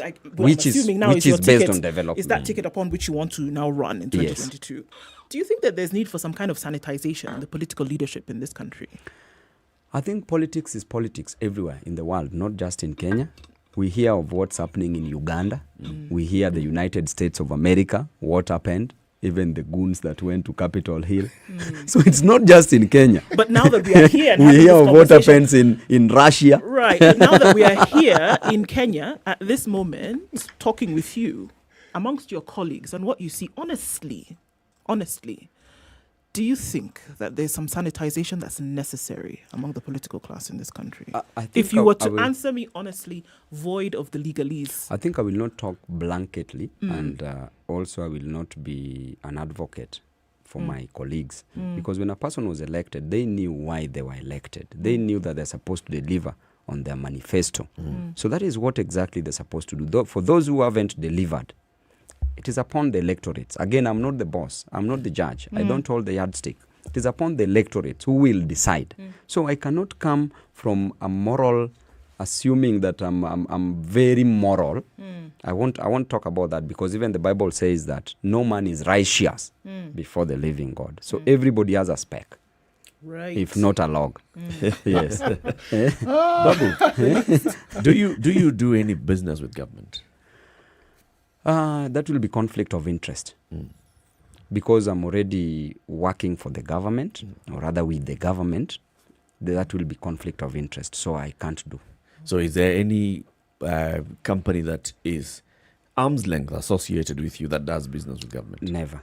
None at all? Never. So what is None this that at all. we saw during the KEMSA hearings? And there was at a point where there was a lot of conversation. Yes, some commotion. Some commotion. Yes. That seemed to imply that Babu Owino knows some of the suppliers of KEMSA who are being Let me tell shielded you in something, this. my brother. When we are in a committee, you don't go to a committee with a fixed mind. We are investigating. The Constitution is clear. Everybody is innocent until proven guilty. So with that in mind, you don't just come because you're a member of parliament, just because you want to pin somebody down. You can pin somebody down without shouting at somebody, just conversing, asking relevant questions. Do you know what caused the commotion? A colleague, asked one simple question, that this lady wrote a letter to KEMSA. The witness wrote a letter to KEMSA. Of course, when you write a letter to KEMSA, the letter will go to the CEO direct. That is the person running KEMSA. The organization. Then the lady is asking, who exactly did you write this letter to? So that is where and she insisted, and she didn't want us to proceed without that question being answered. Then I lifted my hand and said, let's do our job, but let us give the devil her due. This lady wrote a letter to KEMSA. It is normal, common knowledge that this letter will go to the CEO. So when I raised that, now declare your interest, Babu. I told her that, yes, I have an interest in this case, and my interest is to protect the public funds. But let us not waste time to ask where this letter was going to. You know, in the Constitution, procedural technicalities should not prevent you from obtaining substantive justice. Should not at all, just because of the normal procedures. Let me understand something. Are you saying okay, please. Let me finish it Proceed. first. Yes. So when she insisted about where the letter was going to, I interjected and said this letter is going to the CEO. That is the only thing that brought issues there, of which it was clear. You could see that when a letter is written to KEMSA, it has to go to the CEO. And the CEO even signed there, received by the CEO. So I don't want to criticize my colleague so much, but at least certain things are common knowledge. I'm glad you bring this up, because it isn't so much criticism. What we are saying here is looking at the reality, not truth, reality and the facts of a situation, and speaking the truth with and calling it by its name. You see, it's not picking on your colleague. It's not trying to make your colleague look bad. If a letter is written to KEMSA, and I wanted to understand this, it's addressed to KEMSA. You're saying it won't end up with HR, it won't end up with, it will just go directly to the CEO. You see, if you write a letter to KEMSA, if you wanted to write a letter to HR, you will be specific to HR. If you wanted to write a letter to CEO, you will be specific to the CEO. Yes. But if you write a letter without Any the specific address, Yes. then that letter will go to the CEO. It is just as obvious as that. So I was just trying to argue that procedural technicalities cannot override substantive justice. We wanted to get into the core issues, not about who received the letter, who never received the letter. We want to talk about the funds. How are these funds expropriated, pilfered, defrauded? That is what we wanted to get to. We didn't want to get about, in fact, that was wastage of the committee's time and public funds in our committee. Is this committee wasting our time as the taxpayer? Is it wasting our funds as a taxpayer? Not. Are we likely to get a report that comes out of this committee that tells us this is what happened? We saw the same health committee investigated this matter. Now it's public accounts investigating this matter. The Senate investigating this matter. Why?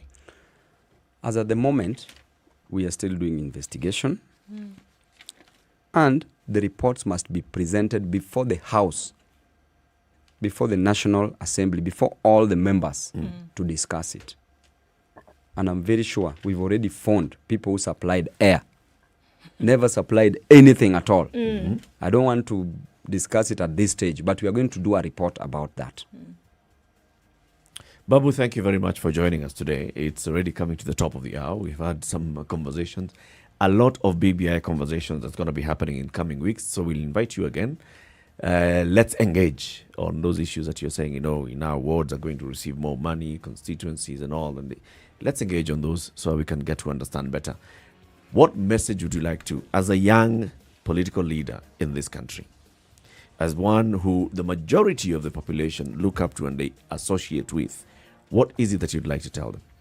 Number one, in discussion of even youth interest that I never touched, with the BBI, there will be the provision of the 7 years tax holiday, where youth will be given an opportunity to do business. Then after a period of 7 years, we'll start paying taxes. That is a sufficient time for progress, for development. There will be the National Youth Commission, where youth matters, challenges will be directed to that commission, matters and employment, hoping that they will be solved if there will be constitutionalism, implementation, which has been part of the problem that we've had before. There will be the issue of the HELB. The HELB loan will be repaid after a period of 4 years, unlike the way HELB normally just harasses you immediately. You clear campus, you don't even know where you are going to get a house to stay, and they're already harassing you. They want their money. So to the youth in this nation, I want to urge you never to give up. When I look at you, I see myself. When I look at myself, I see you. I know it's possible. I know you can make it at any level. Don't fear failing, because if you never fail, then you never tried. Move forward. If you must fall, fall forward. Let your feet be on the ground and eyes in the sky. I believe that you can make it. In 2022, let us contest for these elective positions. The youth make the majority, or around 65% of the Kenyan populace. I know you can be a member of county assembly, you can be a member of the National Assembly, you can be a member of the Senate, you can be a governor. With president, we will discuss that, because there's somebody who's going for that, so don't go for that. God bless you. Thank you very much.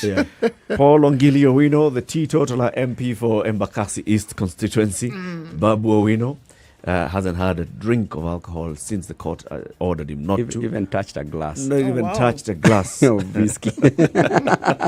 Thank you very much for tuning into the Situation Room today. Join us again tomorrow morning, 6 a.m. to 10 a.m. We will be here with you. CT Muga Nduoko.